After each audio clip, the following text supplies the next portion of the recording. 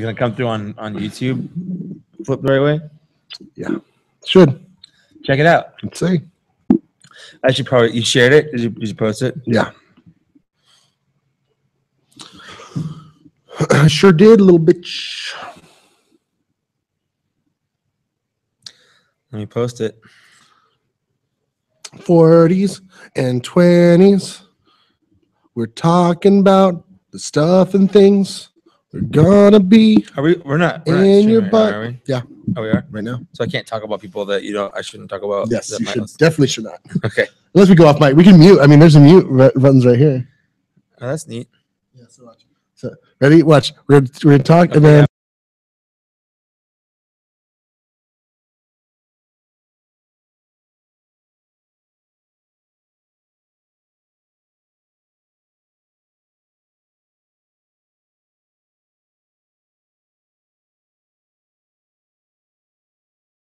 And we're back. We're back. Hey, we're right back. We're not talking about anybody At all. at all. We're not. That's not how we roll. There we go. Yeah, see, it came through right there.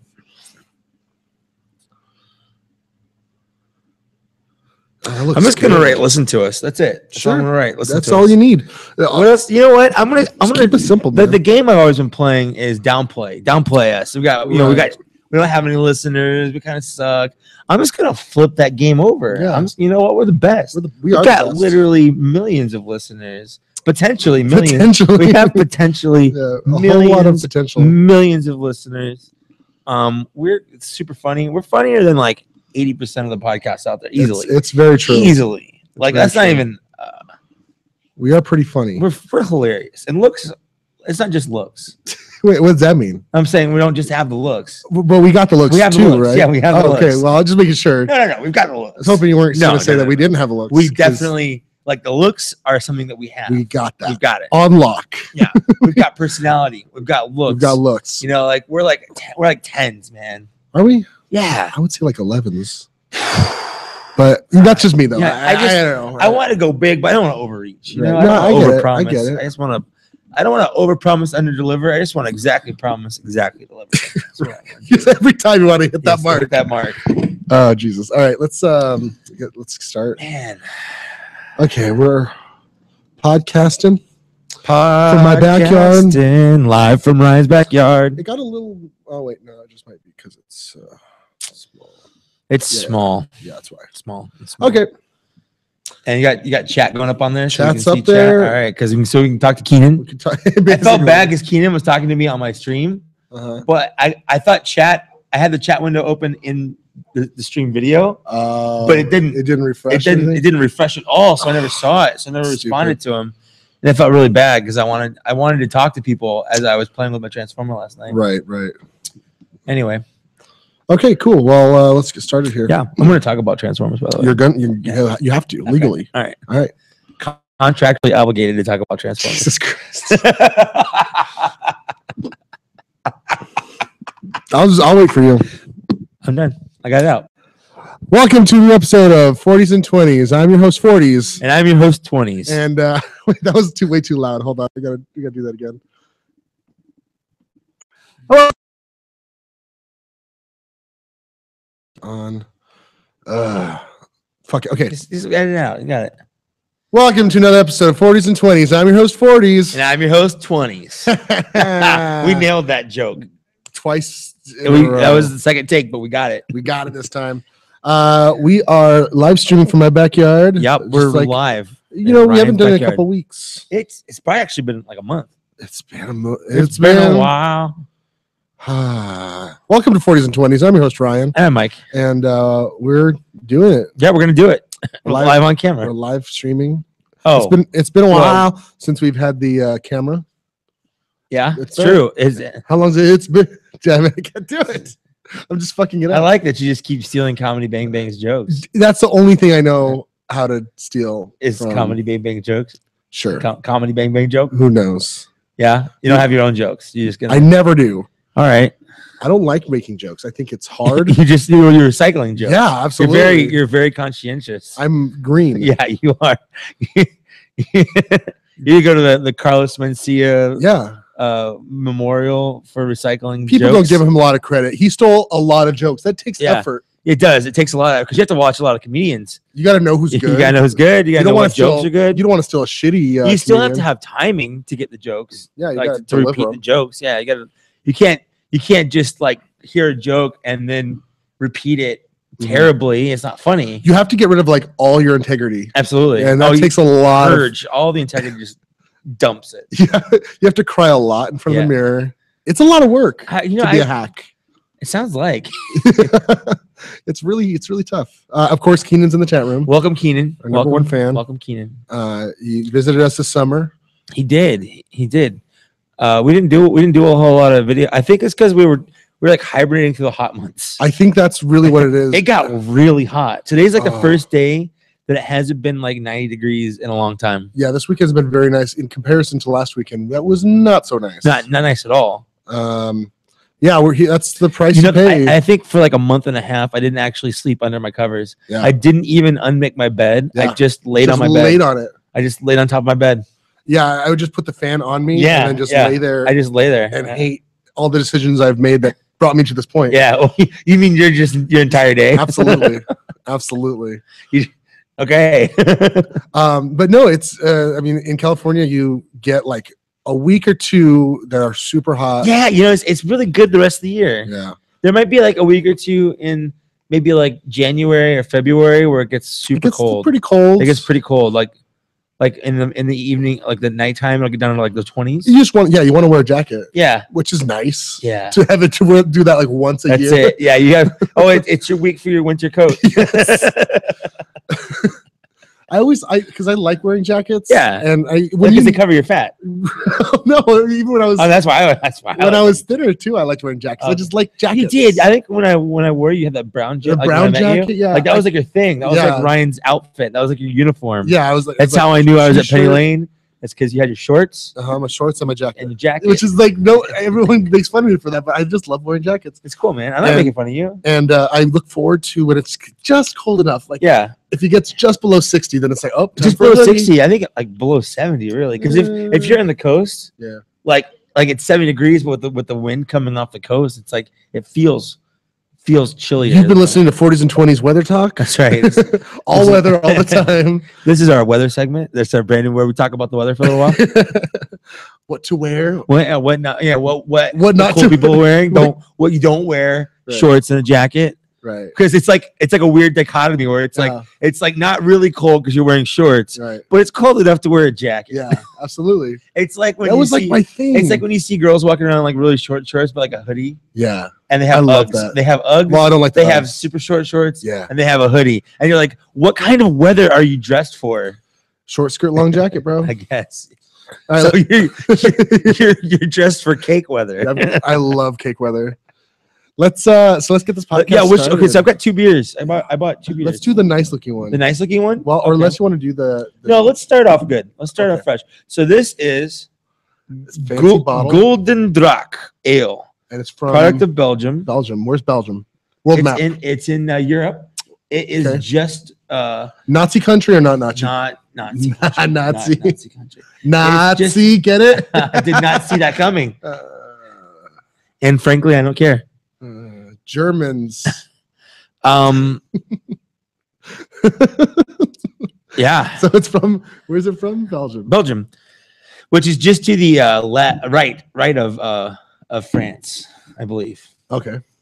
It's in that Mediterranean European area. Well, northern European. Yeah.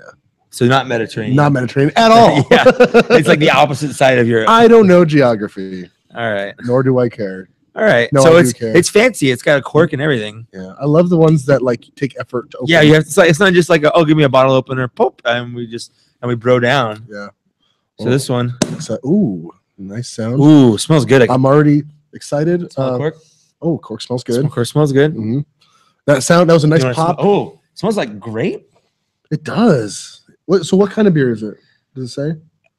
Well, first of all, it is. Oh, sure, you got spilled all over the mixing board. Please don't spill over my expensive mixing board. Hold on. It's an ale. It's hard to read. I'm sure it's Belgium. It's Belgian ale, probably. Probably. Let's see. Festive Living Ale, triple by style, brown ruby color, balances a natural malt sweetness with the glow of alcohol with a hoppy, gentle touch. All of that just sounds so comforting, isn't that? Creamy head and full body. Oh my God. A real treasure, fermented in the bottle. Read more about the brewery and the 900-year history of Golden Dragon. You know, I like my girls like I like my beer with a full head and creamy body. Full creamy body. And it's like 10% alcohol. Yum. So this is gonna get us. I'll do you first. All right, you'll do me I'll first. Do you first. Allow me to be done. All right, I'm excited. And if you're joining us on YouTube, you can see our setup. We didn't video stream this last week, but so you can kind of see my new mixing board. We've got these new mics that are just.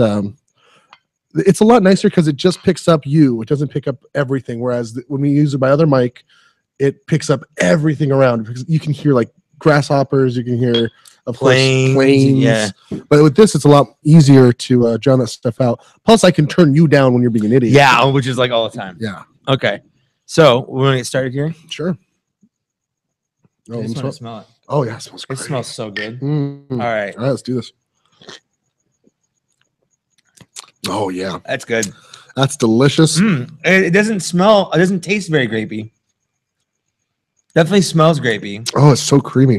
It's like very creamy. Oh man, that's delicious. Highly recommend. Not hoppy. How much is that bottle? I have no idea. $10, something like that. Okay. I bought it at the Bevmo. Oh yeah, the new Bevmo. The new Bevmo, and so the guy when I bought this, guy's like, "Oh, did you try the 4000?" And I was like, "Nope, I have no idea what that is." And he's like, "Oh, you should try it next time. It's really good." Cool. And I was like, "Cool, maybe I will next week for my podcast." He's like, "You have a podcast?" I'm like, "Of course I dropped that I have a podcast. Like I always drop that I have a podcast." That's your style. That's your signature. I'm Mike. I have a podcast. Yeah. And he's like, "Oh, what do you guys talk about?" And I'm like, "Oh, just like stuff, beers." And he's like, "What's it called?" I'm like, 40s and 20s. Like, "Oh, do you guys do pot stuff?" I'm like, no. You know, a lot of people make that assumption. I know. And I'm like, no. It's like we drank 40s the first episode, and we like to roll 20s. He's like, "You play D&D?" Wait, really? The guy was excited. Absolutely. All right. He was like this. I don't want to bad mouth him. He was like I would say a chubby fellow. No. He's very skinny. Okay. He had facial hair, but it was kind of unkempt. Was it a neck beard? No, it wasn't neck. It was just a shitty beard. It was. I would call it long stubble. Long stubble is what I would call it. Okay. And he was kind of balding, but his hair was kind of long. But you know what? He was a cool guy. He was a cool guy. I definitely want to badmouth him. Right. If you're listening to this, thank you for selling me the beer. Welcome. Thank you for doing your job. Thank you for doing your job. The job that you're hired to do. And that the company pays you to do. Right. So you're a cool guy. So yeah, we actually, I mean, we haven't really we've been really inconsistent with podcasting, but there hasn't been a whole lot happening. No, let's see. I think the big thing for Joan Rivers died. Joan Rivers dead. Joan Rivers died. I wasn't very torn up. No, I didn't care at all. I did not care. Everyone's like, "Oh my God, this great comedian died." I'm like, "Are you kidding me?" Like a week before she died, Robin Williams died. Yeah. Like that's literally, if you're a comedian at all or someone kind of famous, that's the worst time to die. Yeah. If Robin Williams had not just died, I think more people would have cared. Yeah, for but sure. like Robin Williams kind of stole all my sadness out of my body. That's very true. Like I did not have any more sad to be sad. I think I could have lost a cat, or I don't know. I could maybe an aunt could have died, and I don't know if I would have been as sad. Because I just spent the week before that being super sad about Robin Williams and watching a bunch of right. I was just like, I'm tired of being sad now. I just can't physically be any more sad. Yeah, man. That was my weekend last weekend. It was just being sad and just being shitty. And you had a kidney stone. I had a kidney stone. I had a fucking that was kidney literally stone. That was like the worst 6 days of my life. Oh God. Like I never want anyone to experience that. I have one friend he's had like 25 kidney stones. Oh my God. Because his body just is shitty. He has a really shitty kidney. Yeah. And that's it. So you're supposed to drink more water. Oh, right? I think in those 6 days I drank 3 cases of water. Dude, the best thing I've done and cranberry juice and lemon. Everyone has an opinion on what you need to drink. Oh, did you drink the plum juice from a virgin plum?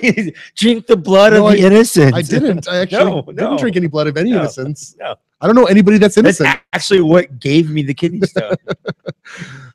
So we had a 2-year anniversary of one of our friends passing away. Yeah, it was a sad time. It was very sad, but we did like a get together. We went to a bar and hung out, and then I wanted to go. That was the night that I was. That's the night I was like the whole day. Yeah, the whole day, because that at work it was a big day at work, and it was yeah. And I just I was feeling kind of crappy all day, right? And I got home, I took a nap, and I woke up and I was like, okay, it's time to go out and drink with beers and remember Joe. Mm-hmm. And I was just like, man, my lower back hurts. Like that's just what it feels like. Is I felt like I pulled a muscle. And you texted me like I'm on my way. Yeah. And so I was telling people, oh, Mike's coming. And I was driving there. Yeah. And I just started hurting really bad, super bad. And it started hurting in my downstairs no region too. Down in the devil's playground. Yeah. And it's like weird. It's like a weird kind of. It's like a weird pain. Like because it's not like your skin, but it's not like my balls. Right. It's like inside. It's like inside hurts. Yeah. And so yeah, they texted me, actually, I'm going home. I think I have a kidney stone. I'm in a lot of pain. But it was all very like... Yeah, I have like exclamation points and stuff. I'm actually in a lot of pain. So did you go to the doctor? Did you go to the hospital? Yeah, I did. I went there. And to the ER? Like the thing is about it is they're just like they can't do it. Unless I want to have surgery, they're just like, yeah, you're just going to pee it out. It's going to hurt. And so it took 6 days? Yeah. So did you go to work in that time? Yeah, I called out 2 days. I had 2 days off naturally. Okay. I went to work one day, and then that night is when I. Did you see it come out? No, I felt it though. It was just too small. It's not like it's not big. It's not a big stone. It's tiny. It's basically like a little bit bigger than a grain of sand. Yeah. But I felt it. I felt it come down the shaft, if you will. But it's a lot like if you had liquid razor blades, liquid razor blades, like coming out of your penis. That's what it feels like. No thanks. People have likened it to giving birth. What? Absolutely. For real? I'm for real. Like the pain. But the thing is, I think the thing that birth wins on is it's the length of which you feel the pain. Yeah. Like the 9 months and then 3 days worth of labor or whatever it takes. Whereas this, it's like a couple days of pain and then really bad pain for 15, 20 seconds or whatever, and you're good. Can I tell a disgusting story? Please do. Of some of the worst pain that I felt recently in recent memory. So I was masturbating. Was it the time that I said you weren't pretty? That hurt emotionally. That was a deeper pain, if we're being honest. Right. But no, I was masturbating. Okay. As one is ought to do. Yeah. I don't know why I'm imagining. I don't know why you're picturing. I mean, I'm setting the scene. I lit some candles. I put on some Joni Mitchell. I'm gonna have some really good me time. Yeah, absolutely. You know what I mean? It's like you take a bath. No, you spend your day getting ready to masturbate. Like tonight, I'm gonna have a very special night with myself. I'm gonna really treat myself. I went to dinner by myself. Really nice. Yourself a really nice dinner. Are you waiting for? Are you waiting for anybody? Oh no, just me. Just me tonight. I'm having a really good me day. And the waiter's like, you know what? Good for you. Good for you, man. And then he goes to his this guy's a fucking faggot. Yeah, I dressed up. That's good. That's all right. Really took care of myself all day. That's so I get home and I'm ready to, do the deed and, pull up some classy stuff. And then I go immediately to the really nasty stuff. Well, you have to go past the classy stuff to get to the nasty stuff. You always got to go nasty. And you know what's weird is sometimes you're like, I'm a little horny. I'll look at a little porn. You're like, I'll look at this girl. Look, boobs. Those are nice boobs. Suddenly like, okay, that's good. Now what's next? And you just keep going. It's like you're diving deeper and deeper. And then all of a sudden you're looking at a girl getting boned on a bed of corpses. Some dude shitting on her face. And I'm just like, why is this turning me on so much? Yeah, but at that point you get so horny. It's like anything. You just go with it, Yeah. So anyway, so I am reaching a completion. And I start sitting up, okay? Because I'm in my chair and I start sitting up. Yeah. And do you have like a sock or you just go I get like a lotion? Tissue. No. Okay. I'm asking you to I mean, you're setting the scene. Okay. It's a little weird. So anyway, I'm sitting up about. I get a sock, just so you know. Okay, that's don't reach for the socks in my hamper. I definitely won't. So I'm sitting up, and as I'm sitting up, I start getting a cramp in my lower abdomen. Ooh, and as I'm coming, it starts to cramp, and God. it was the worst. Because you have to like straighten up a little bit when you cramp. And I couldn't. And I couldn't. You have to straighten right up. You can't. It was the most intense, like pleasure and pain at the same time that I've did that give ever you like a felt super in boner? my life. Oh yeah. I masturbated right after that again. Like that was so good. I got to go again. No, it was awful, and it lasted like it felt like minutes, but it's probably about 30 seconds of just sitting there with like your stuff everywhere. And I can't move, and I'm just in this insane pain. See, that's why I got to go sock because I just don't want to get everywhere. I don't want to clean it up. Right. If you just get it in a sock, you're good. You or if it's in a tissue, man. Maybe I just come more than you do. I just don't want to put on a sock that's came into. Well, you just have special socks, right? You have the socks that you get, but then I mean, is that build up? And I mean, you got I have sock names for them. Oh Jesus, it's a Billy day today. What Billy? Yeah, that's the name of your sock. Is it? I guess Billy could be a girl's name. Yeah, I guess it's not though, is it? Probably not. Oh God, this is the worst. This is the. So we're on course for having the worst podcast episode. Well, I think every episode's on course for that. That's true. So yeah, Keenan's in the chat room. What else happened? So we both masturbated together. There's a question on OkCupid. We're both on OkCupid. We're both on OkCupid. Yeah. There's a question on there. It's like, how many times do you masturbate? Does it really? Yeah, absolutely. And I put a couple. Oh, no, there's multiple choice answers. Oh, okay. I don't think I put a couple times a week. Yeah, but like, there's some girls that are like every day, and I'm like, damn, girl, every day. There's definitely been times where I've like gone every day. There's times where that's like a very low. There's like sometimes where I go a couple times a day, like 2 or 3 times. Yeah, and then I won't for a couple days. Yeah, it's best if you go for like a week and then like you do it. Yeah, and then it's like awesome. Sometimes I'll just be in the shower and I'll be like, you know what? It's been a while. It's been a while. It's been a while. Okay, so masturbation corner done. Hey, we've had a weather segment. We've had a masturbation segment. And now it's time for, did we forget to do that?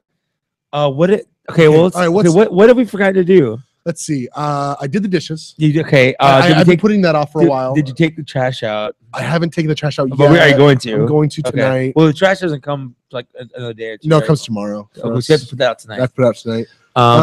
Let's see. I clean. I didn't. You have to make your bed though. You haven't made your bed. Hey, did you remember to stop Kony? No, that was like 2012. That was 2012. That was like 2 years ago. Oh my God, I forgot to stop Kony. I forgot to stop Kony too. We both forgot to stop Kony. Uh-oh. Oops. We both forgot. You know what? Did everybody forget? How are you guys doing with stopping Kony? I don't think we've gone. I feel like I've dropped the ball on stopping Kony. Well, I mean, we dropped the ball in 2012. Yeah, we did. Probably 2013 too. I assume so. We've got time in 2014. We can still stop Kony, right? My question is, has ALS been cured yet? Definitely not. A lot of people have dropped a lot of water on a lot of heads. Man, that was your thing. You were on a campaign against the ALS. It's not that I'm against people giving money to that. I'm against the social ramifications of calling people out. You have a history. People. You have a history of being turned off by that. I have a history of taking off my shirt. It's been so. Yeah, I don't like when people tag me in things. Like, I don't like doing them. Except for I did the video game one, but I didn't tag anyone else in it. Right. You know, I don't like. You didn't do the album one. Well, no one tagged me in it, so I didn't do it. It was. It's weird because it's like Facebook is turning into like. Well, it's been turning into. It's been turning into into like MySpace circa 2005. Absolutely. It's like tag 3 people. Tag 3 people and give. If you scroll past this and don't share it, then you love Satan. Then hail the Dark Lord. Yeah. And you're like, what? What? I don't know. How about I just don't do it because I don't want to? Like, don't tell me what to do. What did happen with Kony though? I don't know. I don't really. Did you read anything? Can I be honest with you? I never cared. Yeah. I never cared. I cared because it's like, it's really sad. But that's okay. All first of all, what are you gonna do about a bunch of invisible children? They're invisible. They're ghosts. They're just ghosts. No one can see them. Like, okay, I help no, seriously, I helped this kid right here. You see, no, you don't see this kid. This kid is invisible. I helped him. Say thank you, Jamal. Thanks, Jamal. Oh, Jamal, you're a clown. Look at you. I mean, that was just you. That was your voice twice. What? No, Jamal said that. Jamal, you go sit over. Oh, your invisible parents taking you home. All right, bye, invisible Jamal. Bye, invisible Jamal's invisible parents. So this is my favorite part. Wait, that's my mic. You down. I turned myself down. You're an idiot. I'm stupid. Yeah. So yeah, I can also do this. I can also go, hey. You just turned yourself down too. What are you doing? Stop that. I'm just playing with my shit, man. I noticed. Yeah. Speaking of playing with your shit, man. Can I confess something on here? Only if you do it in my left ear, while I do it in your right ear. No, stop that. What is wrong with you? Actually, yeah, you make it sound like I'm on this side and you're on that side. Yeah, that's what we just did. That's kind of cool. Yeah. So like now, if someone's listening with headphones on, they get the ultimate. They're gonna be like freaked out. Oh my god! It's like Mike's on my left and Ryan's on my right. Oh man. Yeah, that's crazy. It's crazy, man. Okay, so just imagine that I'm softly whispering into your ear. Nope. I'm softly whispering into your ear. Nope. Actually, I know you recently got into ASMR, didn't you? I did, yes. I've been talking about ASMR for a while. Yeah, come on, give me that credit. Yeah, you have to give me that credit. Yeah, for sure. It's gotten to the point where I cannot go to sleep. Yeah, without putting on a video that I find relaxing. Yeah, dude, and the ones I found were like, there's a lot by like girls with like big boobs and stuff. I don't see it, but I don't watch it. I don't do it for what I'm seeing. I do it for what I'm hearing. That's what I was gonna point out, is that it's not sexy like in a sexual way. It's just like so calming. And anyway, so if you don't know what ASMR is, Mike's talked about it tons of times.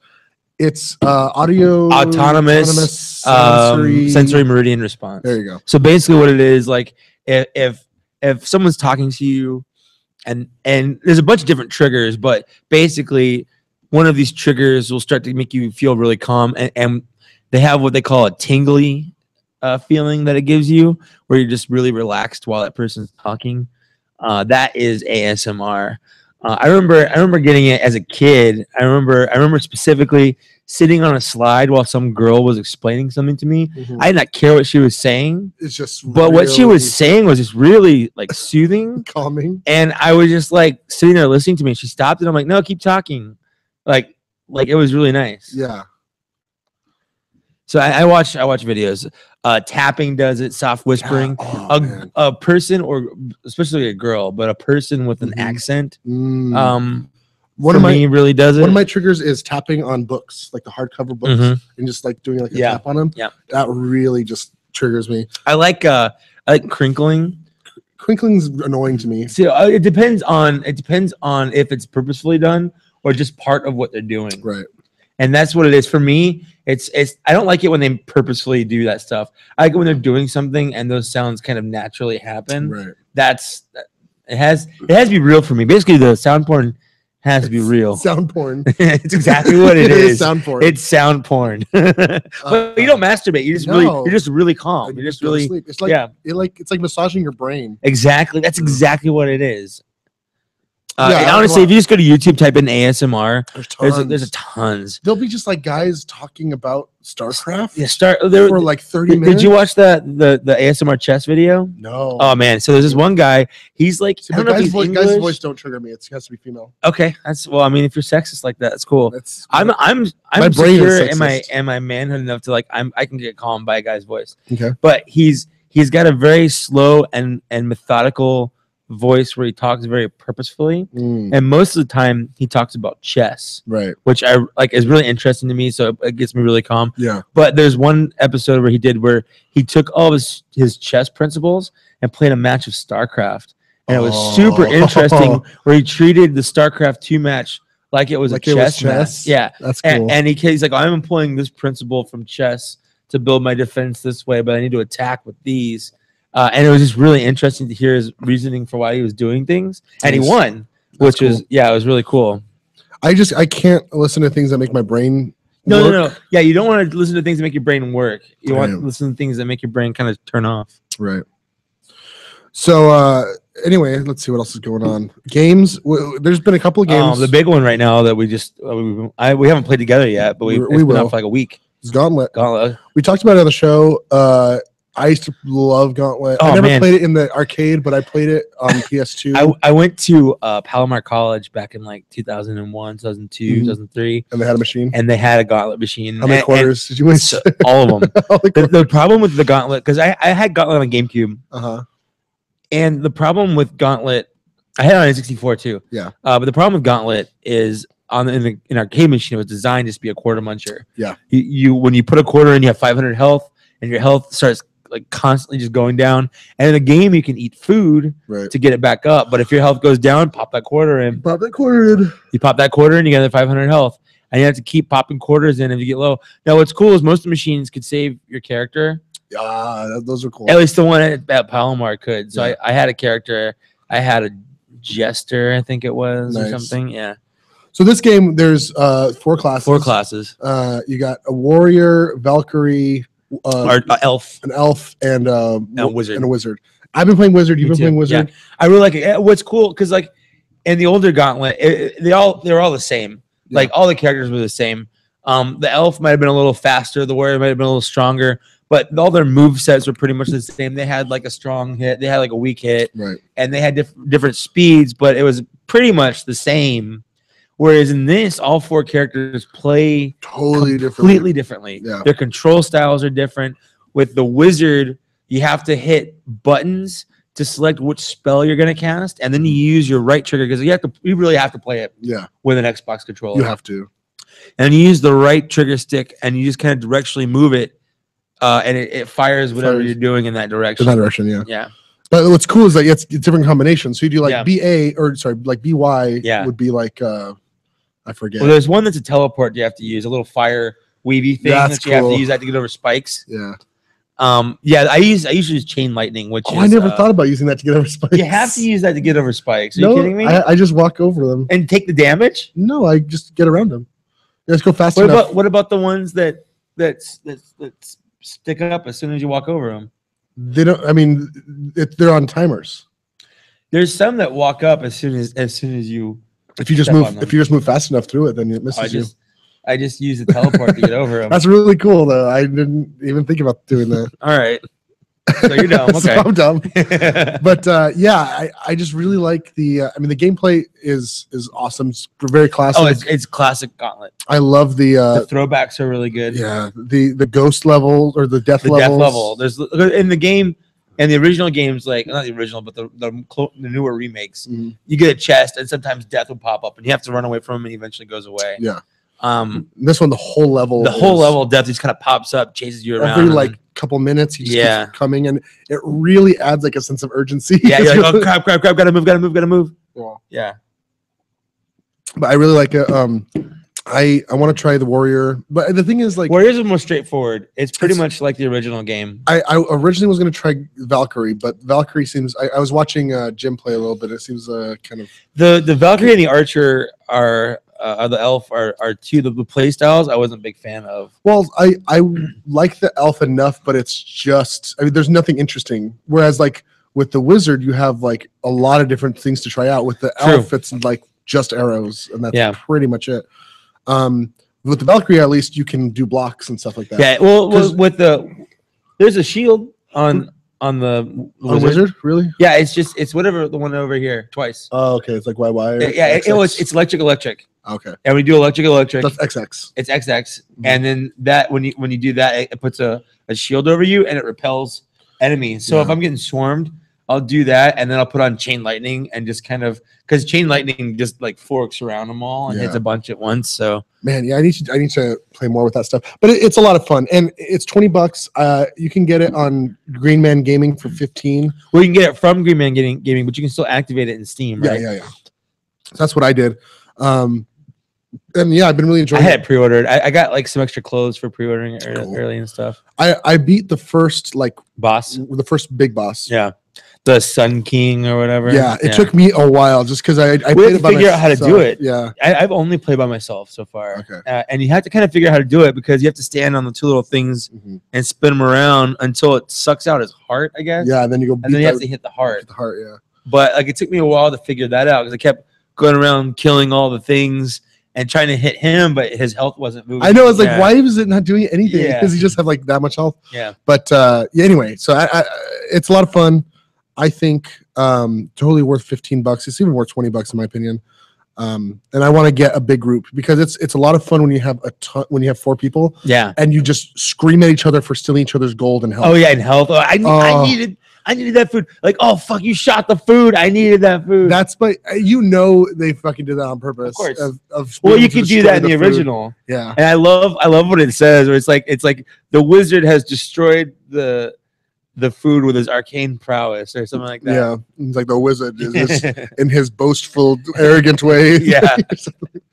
The game is pretty funny. That's cool. The narrator's kind of funny. And then I like that it gives you like little pro tips in the loading screens. And one of them's like, pro tip, don't drink and drive. One was like, pro tip. These are pro tips. So anyway, I also pre-ordered Borderlands, the pre-sequel. The new one. I got that 20% off. There was something I read that was interesting about that, but I can't remember what it was now. Well, so there's the cool thing. The thing that got me excited is they put out a trailer that showed more gameplay because everything else had been about like the story and stuff. Yeah, and I like the story a lot, but I like the game. Well, you want the game to the story's cool, but like you want the game to be good. Yeah, as a game. You know the trailer I'm talking about, where it's narrated by Mr. Torg and Claptrap. Or I think Mr. Torg and whatever that guy's name is. Anyway. It's all like explosion. Yeah. There's a laser shotgun. You have to have a laser shotgun. It's awesome. But my favorite thing, honestly, was they're introducing a new feature where you can do basically a butt slam because you're on the moon. Yeah. And on the moon, there's less gravity. So you can do crazy jumps, like in double jumps. But then you can also do like a slam. Yeah. I just want to say that doesn't work scientifically. Right. Because you could jump a lot farther, but you can't suddenly make yourself come down really hard. Right. Because that would require gravity. But or more gravity. So, but the thing that gets me excited about that is that you can also have elemental shit to your slams. So you can do an electric slam or like a slag slam. That sounds like an awesome like party move. Like right? Electric slam time. Get up on the bitch. Oh yeah. Electric slam time. Electric slam time. Yeah. Electric slam time. Yeah. Electric slam time. Yeah. All right, that's good. So yeah, I pre-ordered it. I'm excited. I was a little weary about it, just because it seems like they're just kind of going the same jokes. But in the trailer, it was like they even made fun of themselves. Yeah, that's good. I like it when they can defecate. Because a lot of people gave him shit for having so many internet memes, and Mr. Torg is like, no more internet memes. Sorry about that, guys. And it's like shows like a bunch of memes and they just like get rid of them. That's funny. Yeah, because that was a really there were a lot. There were a lot. I liked it though. I thought it was fine, but a lot of people. Well, I think it makes you realize that the people that make the game are like they're not just people making a game. They're people that like the stuff that you like making a game. Right. Kind of like that's how I see it. And I think anyone that thinks otherwise, like just a bunch of memes, those are pretentious people. Sure. Like they're too good for those memes. Like I've already seen those memes. I've seen these memes. Like yeah, but they're in a game now, so fuck off. What else is going on? You're back into WoW? Yeah, I didn't care about it for a long time at all. I think this is done. So hold on, let me finish this off. Okay, hold on. So you haven't played it for a while. You're Mr. Gay Man. What? Mr. Gay Man. That's you. That's you. You're Mr. Gay Man. All right. God damn it, dude. Seriously. You pour this one. Okay, we're opening up the Ballast Point. Yeah, we're going for beer number 2. Fathom. Fathom. It's an Imperial Pale Lager. IPL. I've never had an IPL before. Never even heard of it. I didn't even know IPLs were a thing. So what about WoW? Oh, they're just they're coming out with a new expansion soon, and a bunch of friends from work are playing it. So I just started playing, and I've started enjoying it again. You're sucked back in every year or so. Yeah, it is, and I'll probably hop back out of it at some point, but probably not until after the new expansion comes out, because that'll probably be enough to kind of keep me going. Right. And it's like an old ex comes into town, and you never really fell out of love with her, and she's looking good. I mean, I know. I think and she's still into you. I think we made that before, but it's actually pretty true. Yeah. You're like, I miss this. Well, yeah, because you have a lot of history together. Yeah. You know, and you're like my character, like logging back in on it. I'm like, man, I've had some great times with this character. Right. You've done some cool stuff. Like I remember the people I used to hang out with. Like at one point back in like 2006, 2007. My entire apartment played it, and we were all in the same guild. We all did the raids together. Yep. And there's like a lot of cool memories from doing that. So yeah, I mean, it's just a lot of fun. Yeah, it's fun. So yeah, I've been playing a couple of games, some older, some newer. Spelunky, I bought it because I hadn't played it in a while. And I used to play it. I don't remember who I played it with, but I'd been listening to the soundtrack a lot because the soundtrack's very jazzy and like. I don't know. I really enjoyed it. I'm sorry, you say jizzy? Jazzy. So you say nope. Jizzy? Nope. You say jizz? Jazzy. Do you know that in Star Wars, jazz is called jizz? Anyway, so Spelunky I've been playing. That game is a pain in the ass, and it always makes me angry. And well, it's a roguelike game, right? It angers me so much because you start off with like 4 hearts, and everything fucking kills you. Everything gives you damage. What's the point of having hearts if you're gonna? Well, you can gain back hearts if you save there's like a damsel in each level, and I actually changed my damsel to be a little puppy, so I have to go save the puppy. But anyway, you're getting rid of the girls. You don't care about the girls. Don't give a shit. Care about the puppies. I didn't even try this. Oh yeah, I didn't try it either. Cheers. Oh, weird. It tastes like a Christmas tree. It does. Yeah, it's absolutely. It tastes very piney. Like very piney. If you go to like a Lowe's or a Home Depot at Christmas time and they have the Christmas tree lot, that smell, this is what you should be drinking during Christmas time. When you have like a full size tree. Absolutely. Like hey, Christmas tree day with your Christmas tree beer. And it is kind of sappy too. It's pretty. It's like thick. It's not thick though, but it's it's like sticky. It's like it's sticky. It's sticky as weird beer. I came to a realization the other day that Halloween candy is just big bags of candy with smaller bags of candy inside. Like if you go to the store and you're like, I want to buy some Halloween candy. Like every option you have is just large bags of candy with smaller bags of candy inside. Yeah, what's wrong with that? I just kind of bugged me. Like I just want to go. I want a bag of York peppermint patties. Do you want a big bag? I don't. Well, let's say I go to buy. I like peppermint patties. Let's say I go by there instead of just having like individually wrapped ones in the foil that you have to unwrap. Right. They're like in bags where you have to unbag them. Yeah. Which is different from unwrapping it. Yeah. I mean, so it's weird. It's just my favorite is that I can get like different kinds of candy and not have too much of any kind. Okay, so which do you prefer, the one that's like the Mars, or do you prefer like the Willy Wonka one? What do you mean?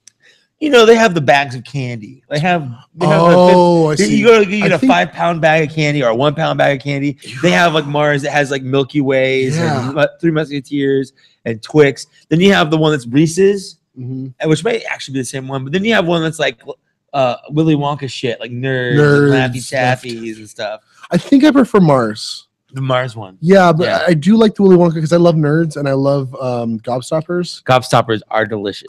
But I mean, Three Musketeers is one of my favorite candy bars. Mine is actually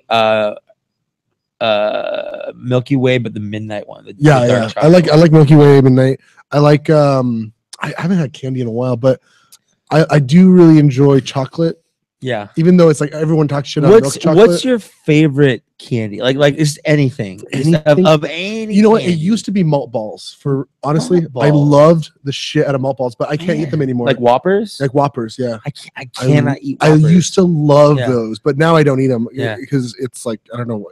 I just got completely get turned off by them. Yeah. But I don't know. I just think like Simply Simple, like M&Ms. Like M&Ms are timeless. If I want to get decadent, like if I want to treat myself, Reasons. You know, like the dark. It's like dark chocolate, dark caramel. Yeah. Like those are.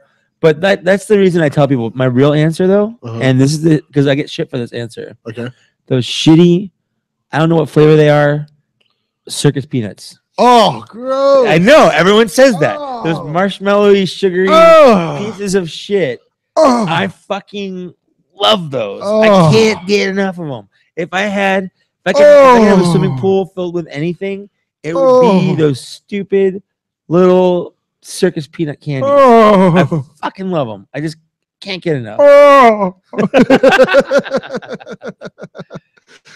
Come on. It's circus peanut. No, you're disgusting. You disgust me. It's a circus peanut. You disgust me so much. Right. So anyway, yeah, Halloween's coming up. It is. It's like a month away. I hate getting dressed up. Me too. I can't stand dressing up. But last year you had a good thing because all you did was just wear a button-up shirt and a cowboy hat and glasses. That was 2 years ago. I thought that was last year. Last year I dressed as a shitty wizard. Oh yeah. I had like a bathrobe and my wizard thing. Your wizard and then thing. Austin was fantasy football. Yeah. And we played wizard football together because he had a bathrobe and a beard too. Right. And we just threw a ball back and forth. I could have sworn that that was like 2 or 3 years ago. That was like 2 years ago, yeah. That was when we had the party at my house. Yep. And that was 3 years ago. No, that was 2 years ago because I think I was dating Veronica. Nope, that was 3 years ago. Because 2 years ago was when you were dating Veronica, but you dressed as the thing Mysterion. Yeah, that I didn't hang out with you that day. So when we played the guitar at the Halloween party, that was 3 years ago. Interesting. Time flies. That was when we had that. Time flies. That was when we had that cool medley. Time just goes away. Are you trying? I just can't believe that we never stopped, Kony. Oh, time flies away like a dove every time I remember the love of all my friends. That was beautiful. Thanks. Thanks a lot. That was just I was gorgeous. Like thanks a lot.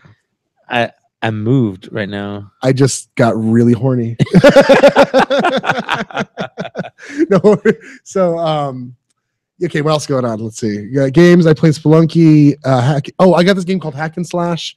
It's interesting. It's meant to. Is it a hack and slash game? It is a hack and slash game, but you also hack in the game. So like you modify source code to like solve puzzles, which is cool. Do you have to know source code to play it? No, they teach you kind of. So they kind of teach you how to code. That's like the idea. But it's cool. It's cool. Double Fine. Okay. Did it. I did Code Academy for a little while. I know Code Academy's fun. I know half of Python. Nice. Like I know the basics of Python. I always like when people want to learn and but I don't like teaching. I just like solving problems with them. Because like Jason Land, for example, was doing like JavaScript and he sent me this problem that was like, I think it was from Code Academy. Yeah, probably. I think it was really fun. I was like, oh man, I miss these. I miss like in a weird way, I miss like those challenges from school, I guess. Like those exercises. But because I don't get to do that shit anymore. I just do, I do boring real world stuff. They're like, here's a project. Do this. Do all of it. Okay. Write this documentation. Fuck me. All right. So I also play this game. We talked about it a few years ago. It's called PID. PID. We saw like a really cool, it was like a jazz trailer where they had like jazz music. Oh yeah. And it looked really cool style. Anyway, I got it. I've been playing it. I probably played like 4 or 5 hours in it. It's interesting. Yeah. You know what came out that we never talked about, that we talked about for a while before it came out? I don't remember talking about it anyway. Maybe we did. Transistor. Oh, Transistor. Yeah, that's Thomas has been playing it. I don't like it. I don't. Yeah, I remember you said, I think we did talk about it because you said you didn't like it. I wanted to like it. You live streamed it and you didn't like it at all. No, I don't like it at all. Thomas likes it. I've watched just a little bit of it. Thomas is standing at the door without a shirt on. He never has a shirt on. I know, but I mean, him and Scotty. We got a pizza. That's what happened. Him and Scotty both don't. Do you think shirts. the pizza guy was like? I think the pizza guy is like. I think he's hoping Thomas would be like. Do you think the pizza guy is like, how am I going to pay? How am I going to pay for this? How am I going to pay for this pizza? And Thomas has long hair and a beard, so he can kind of stroke the beard and he's like, back his hair. I'll pay for the pizza with alternate. I don't have any money. I was gonna say officer. My money's in my other penis. I mean pants. I meant pants. Was that awkward when he answered the door for the pizza guy without a shirt on? Was he checking out? Were you like my eyes are up here? Yeah, were you like please, or were you like, sir, my dick is down here. Sir, stop looking at my eyes. My penis. My dick is down here. Right here. Oh yeah. Do you want to come talk about it? You can have. You can have my mic. Just give us a little bit on your thoughts on Transistor. And now the Transistor's by the same guy that did, or the same company that did Bastion, which is a great game. I love Bastion. Mm-hmm. Don't get me wrong, love Bastion. What do you like about Transistor from another Mister? Transistor from another Mister. Talk a little loud. You got it. You're good. You're good. You're freaking me out. Well, okay, so the battle system is really simple. I mean, it's perfect for the controller. You have 4 buttons, you have 4 attacks, and then you have a plan phase. What it is you get, so all the upgrades and all the attacks, they're all interchangeable. Yeah, they are. And I love that aspect of it. It's just fantastic. So what do you feel about like when you die, you just lose those? Like, I actually love that. You like that? That's you don't have lives. Like if you die, you're like, oh, you lost this power. You lose your most powerful function. Yeah. I love it. I think it's fantastic. I haven't gotten through the whole story yet, though. How far into the game? There's a giant worm thing just attacking me. I think that's where I got to before I just decided that I didn't want to play the game anymore because it was really hard. It's hard. It was really hard. I think what I didn't like, I wanted to. I felt like I should, but I didn't like the tone of the game, where it has like a Sin City kind of noir type tone. Mm-hmm. It does. And I think I just don't like noir. I think I just don't like it. It's very in line with the Bastion art style. That's true, but it's instead of being more fantasy, it's more technical. That's absolutely true. And I'm actually confused because I've been playing it. I introduced it to my friends. And I think you have friends. I do. There aren't us. Yes, more. I think everybody's a robot, and I think everything's just a program. Yeah, well, that would make sense as you're playing the game because everything is kind of a program in the game, like the terms they use, the language they use. Right, and I think even Red, is a program. Yeah, that would make sense. But I haven't gotten. It's basically like Tron, kind of. Like it's like a re-imaging of Tron. If Tron was like a nowhere. But I'm playing it on the PS4. What did you play it on? On my computer. So on the PS4, they have the gimmick, the light, on the controller, and the light speaks when he speaks, like it glows, which is cute. When the sword speaks. Yeah, when the sword speaks. That's cool. So fun use of the gimmick. All right, always kind of neat. Yeah, thanks, Thomas. That was Thomas. That was Thomas with Transistor. Pizza's ready. And if you're listening to this, pizza is here, so come on over. Come on over, pizza party. Pizza pie. Pizza pie in the sky. I've also been playing. I got Thomas to get Lethal League. Thomas was alone. That's a great game. So Lethal League is actually, I've heard of this. What is it? It's a cross between Smash Brothers and like Racquetball. Interesting. You have like you're in a room and it's 4 players. It's like a fighting game, but instead of hitting each other, you just hit the ball, and the ball gets faster and faster, and it tracks how many miles per hour it's going. And usually it's pretty fast above like anything above 100 is pretty fast, but we've gotten it up to like 80,000 where it's just impossible. And what's crazy? You're just button mashing at that point. Well, yeah, you can. Yeah. But you can do a bunt. So if it's going really fast, you can bunt it, and it kind of like slows it down, and like it just pops up in the air. And so the last person who hit it, the ball turns that color. So like if I'm yellow, it turns yellow. If you're blue, you hit it, turns blue. And sometimes. And do you play as Mario? No, there's like 4 characters. There's like an alligator guy. And what other games are they from? They're not from anything. They're just characters. Okay, because you said it was like. Well, it's like Smash Bros. In that it's like an arena battle game. Oh. But not. But you don't play each other. So is it like the PlayStation original? Like, are you like? I can't think of any popular PlayStation characters. Yeah, the Mega Sony, Battles, whatever. Wasn't it Fat Princess? Yeah. What's it called? All those All-Star, popular PlayStation characters like from PlayStation franchises, like Fat Princess, and Spartan guy. What's his God of War? God of War, man. The little Big Planet sock boy. Yeah, that's right. And then all the classics. All the classics. Yeah. Crash Bandicoot. Was he in there? I have no idea, but if he wasn't, like that was like their mascot for a while. Yeah. It's funny that Sony didn't have their own mascot. Yeah. Like Crash Bandicoot was kind of the PlayStation mascot, but he was from Naughty Dog. It was a different company. A different company. So like Sony, like Mario has commercials. Remember those commercials for PlayStation? Absolutely. It was like Mario was Nintendo and Sonic was Sega. Right. But like PlayStation didn't have shit. Yeah, Fat Princess. Still though, that's not made by Sony. Right. Like Sony doesn't make games. Sony Right. just makes They the make console. That's it. Yeah, they make like the hardware Sony doesn't have any. Well, they have like that 969 Studios. That's them, right? Like Killzone, I think is technically Sony. Okay, I don't know. I don't know anybody that Killzone guy. Killzone. I don't know anybody. I'm sure that guy was a character. Killzone guy. Sure, I guess. I'm sure somewhere some Sony fanboys listen to this and just like raging over like what we don't know. And the funny thing is, I have a PS3. Like I don't have Xbox. It's just how like unmemorable Sony games like exclusives are. Yeah, I just don't care. Yeah. And since I don't have a PlayStation, I just don't know. And like I used to play PlayStation 2 all the time. I would say between Super Nintendo and PlayStation 2, those are the two that rival. Like those are the top consoles. Well, N64 also. You see, I would like N64 was good, but I don't think it compares to how popular the Super Nintendo or PlayStation 2 were. I'm just talking about raw popularity. Yeah, popularity, sure.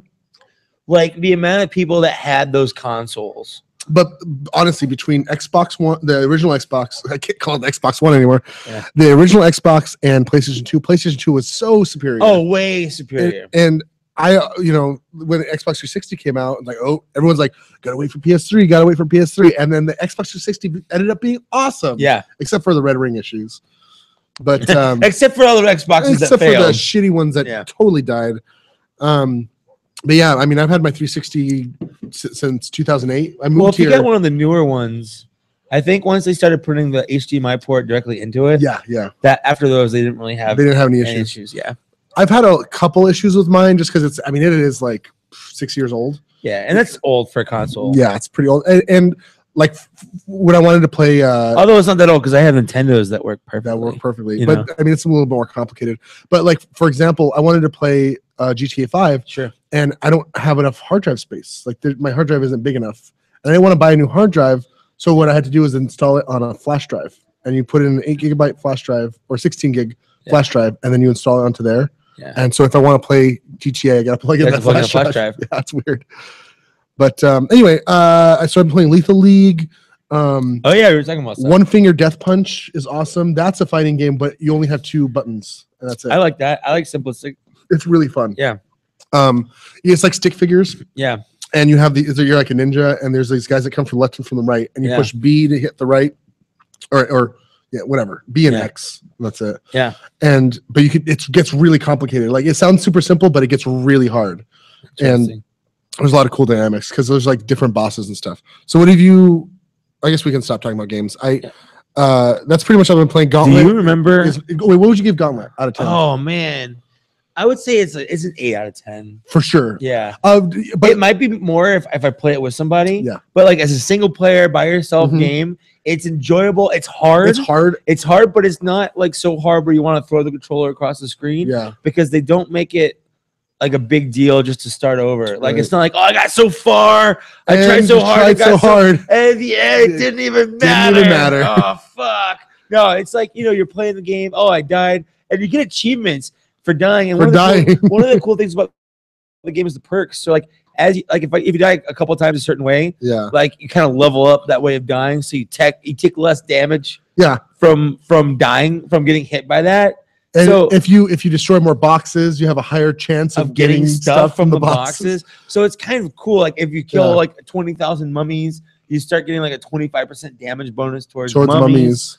So like, it rewards you for doing that stuff, which is really, really cool. yeah, it is cool. But which is different because the past gauntlets, there's like a level up system where Right. like, and that's what I was talking to Dave about it, and Dave was disappointed there wasn't like a level up system Right. like there was in past They gauntlets. don't really where, like, keep track. they of don't that for keep track you. of that stuff. You don't really care. You don't get like you don't get to look under the hood. You don't Right, get to look yeah. at your like progress. You Yeah. just get the stuff. You just get the stuff. Which I think that's kind of a cool And you thing. could definitely, you know, I played the first couple levels as a warrior Mhm. after I played them as a wizard, and I could definitely tell a difference where like as a warrior you have more health. Like as a wizard, 2 or 3 hits, you're dead. You're done, yeah. You're done. You're like paper. You're like a glass cannon. Yeah, absolutely. Whereas warrior, I could take like 10 hits and I'm like, oh, I'm almost dead. But I'm taking 10 hits. But you know? you're like also up and close because you had to get, you know, You have to get closer. Closer. Yeah. so you're gonna take more hits. Yep. And what sucks about the wizard too is sometimes I'll get hit and I go flying back. Yeah. And it's like, Jesus Christ, this wizard is so weak. But then you can do cool stuff. Yeah, like, you can do a lot of cool stuff. And I think his moves hit a lot harder yeah. too. All right, I want to talk about something. Okay. Before we'll talk about some movies in a sec, but Yeah. I want to come out of the closet. I'm tired of being in this closet. Wow, hold on. This is a first for 40s and 20s. It's- Ryan is getting real with It's the not. audience. It's not the gay closet. I'm not coming out of the gay closet yet. Which closet are you? I'm coming What out. you Of the, planning on coming out? I'm coming out of the misogyny closet. Okay. I am a full-blown woman-hating misogynist. Wow. Why would you? I don't like women. Why? I mean, obviously because you chose to rescue a dog instead of a woman. Right? And Well, I just don't like Spelunky. even looking at them. Right. I just feel like I need to oppress as much as I can. And you mean suppress, repress, or No. oppress? all three? Okay. I just have to keep the women need to stay down, and I like to. You want to keep them in their place. I just like to do my part. Where is their place, Ryan? Just being oppressed by the patriarchy. So where did this come from? I I lost a friend this week. Where did I go wrong? I lost a friend somewhere along in the bitterness. Oh. Oh. All right. Anyway, what happened? What did you do? This is a girl that I've known. It's a girl. Is it Azul? No. Okay. This is a girl I've known for about 13 years, and That's a long time. That's longer than you've known me. Yeah. We went to high school together. I just actually saw her. I hadn't seen her in a few years, and I saw her You went to go twice. visit her? In because she lives in New Mexico. Yeah. I saw her twice when I went home in Albuquerque. Yeah. And we actually ended up like kissing one of those times. Oh, it's that girl? Yeah. It's that girl. Yeah. Oh. And I was like, so I don't know. She's like a good friend of mine. Yeah. And we didn't really talk about it. Or, it was just whatever. It just happened. And but apparently she thinks that I hate women. Oh, wow. And she Well, you just stated national for our millions of listeners, potentially millions of listeners, I would Right. say. You've stated that you do hate women. In fact, someone could take that soundbite out of context. Sure, I go ahead because apparently, if you're a friend of mine on Facebook, you can see all the woman-hating things that I post. That you have a pattern. I have a pattern of woman hating. I Are you part of the He-Man Woman Haters Club? might as well be, Mike, because I refuse to acknowledge that men perpetuate sexual crimes. Oh. Sexual, Obviously, if you're a Yeah. man, you're a rapist. which I mean, to be fair, I've never ever said that. So Yeah. I don't know. You could, I guess, speculate. I'm just saying, SWJ. SJW. Whatever. Yeah. I don't fucking care. Well, okay. To be real for a second. Yeah. There is a pattern going on right now on the internet, and if you're in an online communities, you've seen it a lot. And this is going on a lot with Gamergate kind of currently, which has been crazy because now 4chan's dead. 4chan's finally got fucking killed. 4chan got killed. I mean, if you have cancer for so long, you're going to You're gonna die, right? Yeah, cancer kills you. And you can joke about it, Right. but really, you should be making phone calls yeah. and getting right with God. But the thing about 4chan is that like you had cancer coming from, oh God, all these new fags coming in, or like it's like, as something gets more popular, yeah. it starts to decline in quality. And as soon as you had 4chan mentioned on the news cycle, Yeah. and what is 4chan? And there's that hilarious thing is like 4chan is a hacker or he's an IT guy. People think 4chan is a guy. person, Yeah. is one person. When in reality, 4chan is huge. It's a website that people anonymously go to. Taylor Swift has been on 4chan. Yeah, well, it's just it's everyone's been on 4chan. Yeah. When was the first time you went on 4chan? 2005, I think. I think mine was 2006. Yeah. But I didn't know what it was. I went on there and I was like, I don't know what the fuck's happening. I remember, I think there's a lot of porn. Raul linked me some. No, I think I found it through cosplay stuff. Yeah. Because I don't do cosplay, but you know, when you see cute girls dressed as sexy people from like video games, yeah, you're like, oh, what's this? And you keep going through, and then you explore the board. It's like, oh, video games, oh, toys, and like, what's this random thing here? and Raul was in on it. So, and like when we became really good friends, we dove deep. And I guess it's okay to talk about 4chan now that it's dead. Yeah, you don't really have to worry about any repercussions. Right. And I had in college, I think this was 2006. I had this guy in my class. His name was Fred, and he was a weird dude. Yeah. He was a fucking weird guy, and everyone was like scared of him for some reason because he was like kind of a weird like. Do you think he hated women? No, but he was on 4chan, and he kept folders of B because like you know we have I have a B folders. folder. Yeah. I have a B folder. But yeah, he would have a B folder on his school issued laptop. Oh wow. That was filled with just like, I mean, none of it was created by him. And then he got kicked out of school because they found this. They found his B folder and they thought he created all this stuff because people are idiots. But he was like, no, this is from a website. I just saved them. Downloaded it. I just saved it. It's trolling. It's you get a bunch of stuff and you use it again. Yeah. It's like basically it's like creating ammunition. Right. Like you stockpile. Absolutely. But they didn't understand that, and they just thought that he just really hated, he just really liked like violent torture porn and really fucked up images of like dead kids. No, sometimes when someone's like, "Hey, post torture porn," you gotta have if it's gonna be torture porn Thursday, you gotta have it ready for torture porn Thursday. Exactly. You got Titty Tuesday. You gotta post the titties. Yeah. Got Wang Wednesday. Actually, it was Wincest Wednesday. Wincest Wednesday. That's right. Which is incest. If you guys don't know, they call it Wincest because, come on, incest is sexy. Yeah, we're gonna be honest. If you want to be honest, if we want to talk real talk, want to talk real talk. So 4chan has been dying slowly for a while, but what finally put a nail in its coffin is its last leak of the celebrity nudes. Which, oh man, and I'm fully bought in on this conspiracy, by the way. Well, it's because it's true. I know. Conspiracy. So you explain it. So what happened was somebody hacked into Apple's iCloud. And so a lot of people are misinformed. Okay, they didn't hack into iCloud. Okay, I thought that's what they did. No, like they didn't get into the iCloud servers. What they did was they got a dump of images. No. They found out the Apple IDs for those people, and there wasn't repercussions for guessing the password for what they were doing. Right. So they ran it through a password program. Okay. Got the passwords. Okay. There's like a whole process for what they had to do. But they had to do it for a bunch. I mean, you don't know. Sometimes you'll just do random Apple IDs. Exactly. So what they have to do is actually have to have an iPhone or whatever, and they have to restore, because what they were doing is getting the backups. Right. They're finding backups, and they were restoring an iPhone with those backups, and they were getting the photos that way. Right. So it's not like they got into Apple's servers. They fished, I guess, or forced passwords. Okay. And then restored. It's like a whole process for restoring the iPhone from backups they got from that iCloud, right. the Apple ID they got. Right. So anyway, so they just got a bunch of images, not really knowing. Some they knew. Some they didn't know. They still. Like, I'm pretty sure they knew J-Law. Like they knew J-Law's Apple ID basically. And so that's really been the big thing. Is a lot of people are just really upset because you have this really likable actress. Yeah. Who ultimately is an actress, and she, takes pictures of herself nude. Which I mean, well, most girls do that for people, for a boyfriend. Sure. And a lot of the women. Like the girl that played Scott Pilgrim Ramona Flowers. I can't remember her real name. Mary Elizabeth Winstead. That's it. She's like, I took those pictures from my husband. They've been deleted for years because they were part of that backup. Because of the backup. Yeah. So a lot of people are angry, but they're angry at the wrong. Their anger is misled, I think. And so a lot of people will say like, oh, I think anybody that looks at those is disgusting and whatever.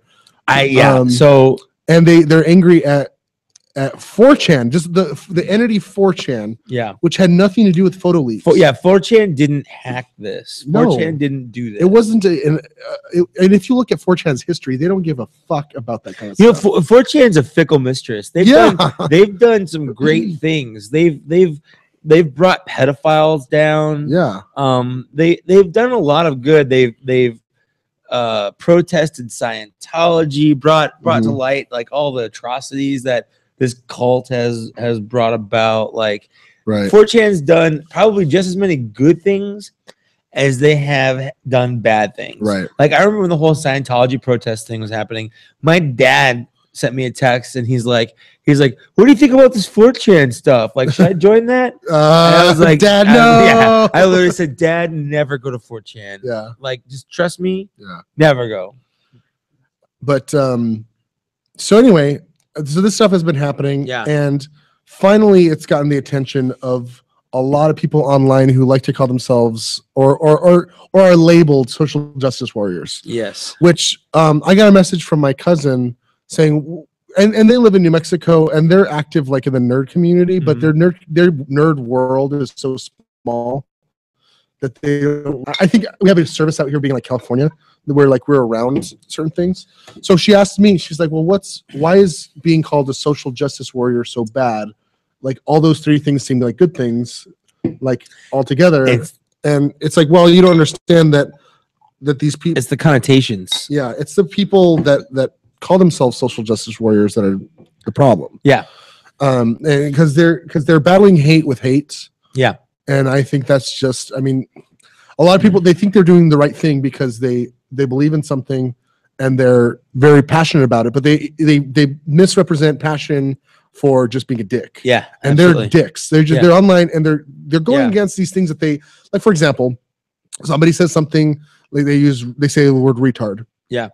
And instead of having like a healthy discussion, like, hey man, you really shouldn't say something. And like they might word. start like that. Yeah, absolutely. They might be like, hey, that's not cool, but then it always devolves into this person's a shitlord. Yeah, like name calling, absolutely. So that's to me is like the tag of a SJW. So anyway, after this Subber Nude stuff happened, they a lot of people were targeting 4chan because they believe for some reason 4chan is this just like this place where people get together and like, oh, how are we going to oppress women next, sort of thing. Which I mean is completely ridiculous. To be fair, that does happen, but that's like saying like some gangbangers met in a park and planned a robbery. Right. Like that. So the could park be is, true. so the park is to blame. So you close down the park, like. Right. Yeah. So it's just a place people go to. It's not like there's a community of 4chaners. Like I go to 4chan. I don't tell anyone I go to 4chan. I don't tell anybody. And I haven't gone in a while. I haven't been to 4chan in years. Like I think 2011. Around when Boxy. When was Boxy? Boxy 2009. That was when it started really going down. Oh, yeah, then you had like the endless summer of new fags. Yep. And that was like 2010, I think. Something like that. It was like the endless summer. I do go to the wallpaper still to get some wallpaper. They have good wallpapers. Yeah, I'll usually go to Imager and download a zip of high quality wallpapers. All right, but anyway, so Moot, who is the owner of 4chan, he created 4chan. His name is which is just ripping off 2chan. Yeah, by the way. So his name is Christopher Poole, and after he created 4chan, he did a lot of talks about anonymity on the internet and how free speech is important, all this shit. But now it seems like he's going more toward the kind of like feminist social justice side of things, and for some reason, just I don't. It's because he's a faggot, just by the way. Yeah, so. Well, everyone on 4chan's a faggot, so that's true. I mean, that's true. So Moot is the ultimate faggot. Yeah, he's the ultimate OP. And I'm sorry for using that word. It's just it's just a word. Yeah, it's just a word. Come on, it's just a word. So anyway, so the V message board which is the video game message board has been very big on this Gamergate thing, which it started with Zoe Quinn. It continues with Arnita Sarkeesian, all this shit. Fuck Sarkeesian. I completely agree. But the V image board, or I guess the sub board, whatever, has been very active about talking about that stuff. Just recently, it was found that Zoe Quinn's boyfriend, current boyfriend, not her ex-boyfriend that released stuff. The one that released all the stuff. Yeah, Her current boyfriend is a mod on V. And they've been removing any post talking about Gamergate, any post talking about Zoe Quinn. And not only that, but a lot of old fags, like from like 2006, like 2005. Yeah. Which is weird to me to call those old fags. Old fags, yeah. But a lot of those by people, definition, though, they know how to Triforce. Sure. But those mods all got kicked out. Like all in like a weekend. They all got banned. Yeah. And they're like, what the hell? And all the new mods are way more strict. Yep. And they're all very like they'll ban you for even saying faggot, which is like a staple. If you can't even go on 4chan and say that, yeah, like that's insane. Yeah, I mean, the weird thing about 4chan, it's not like a haven of hatred or anything. It kind of is. If it kind of is, like but that. It's you just like you choose what to ignore. Yeah, exactly. You have to be able to have a filter. Yeah, there's some great things there. There's some terrible things there, and you see both. The first time I went to 4chan and I saw a picture that was labeled "shitting dick nipples," I became a man. I became a grown up. That's when you became a man. That's when I saw that drawing of a woman with dicks coming off of her boobs and shit coming out of those dicks. Yep. That's when I was like, well, I'm all grown up now. And I was like 24 at the time. It took till this moment for me to truly become a man. That's right. Oh, Jesus. But I need more beer. There's some great things there. There were some great things there. There were. I'm going to get a beer. I'll be right back. Give me one, too. We're going to take a quick break. I'm going to check my messages on my phone.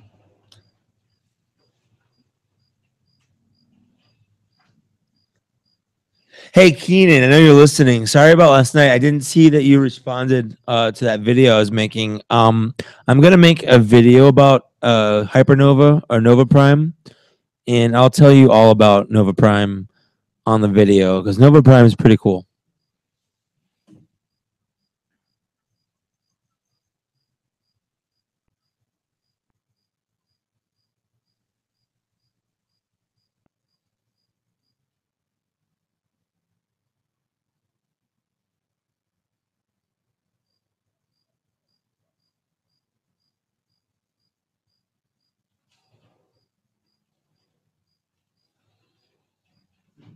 All right, I've got a choice here.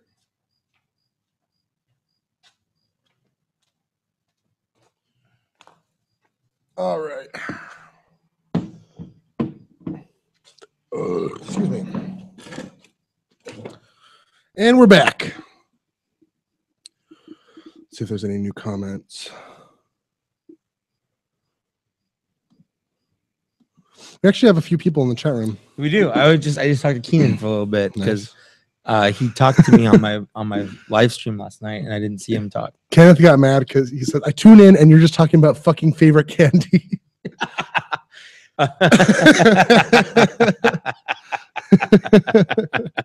We did talk about our favorite candy. You know what though? People want to know. I get bugged all the time. When are you guys going to talk about your favorite candies? You gotta, So okay. So I have a choice here. I have Coronado Brewing Company's Islander IPA, which I've had for a while, been meaning to try.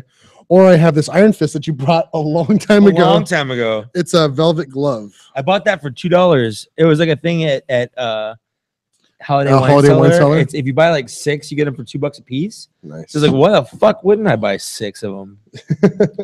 So we have either Velvet Glove or Islander IPA. What do you think? I wish we had like more people so we can like vote or something, but I don't think that's gonna happen. What are you in the mood for? We just had an IPL, and the Velvet Glove is more of a stout, an imperial stout. So we can do an IPA or a stout. Let's do a stout. Let's do a stout. All right, Iron Fist. Let me finish this. Velvet Glove.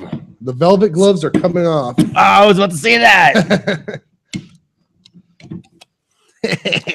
What's your favorite food pun at a restaurant? Food pun at a restaurant? Mine is moons over my hammy. That is a great. That's like I think the person that came up with the name for that should have won some kind of award. A pun award? A pun award. The punnies. You can get an award at the punnies. A punnies? Is that official? Sure. All right. So we got more to talk about. we not a whole lot more, but we have enough to get through a beer. We have enough to get through a beer. Yes. Oh, did you see that pour? Yeah, that's a Do great you see that pour? That's a great pour. I'm like the king of pours. I'm like fucking Clearasil. I'm clearing all these pores. You're Clearasil? Because you're clearing all the pores? What the fuck? All right, cheers. So 4chan's dead. To 4chan. To 4chan. We have to take a look at the toast. You're drinking. What's up? What 4chan? You're a shitlord. Oh, you're to 4chan. You are a shitlord. You're a shitlord. 4chan. It's delicious. That is. Oh, you know what? I love smooth... when you have a stout. It could be chocolatey. It could be like kind of a coffee, or it could be like smoky. Yeah. You know. Yeah. And this is sort of like a coffee kind of. I love it. I don't like coffee. I love coffee. It's so good. It's so delicious. Good. If you get a chance, that's Iron Fist. Yeah, can you turn? Yeah. Put that. You want me to put it on the camera? Yeah. Right there. Yeah. Velvet gloves. You want to read it off? Yeah. You want me to read it off? Sure. You know the expression of velvet glove Hold on and an iron How are you fist. saying that? You know the expression. It's hard to see. You know the expression a velvet glove and an iron fist. It was coined to refer to a regime that used a soft exterior to hide its punishingly unforgiving nature. This seems an apt description for our velvet glove.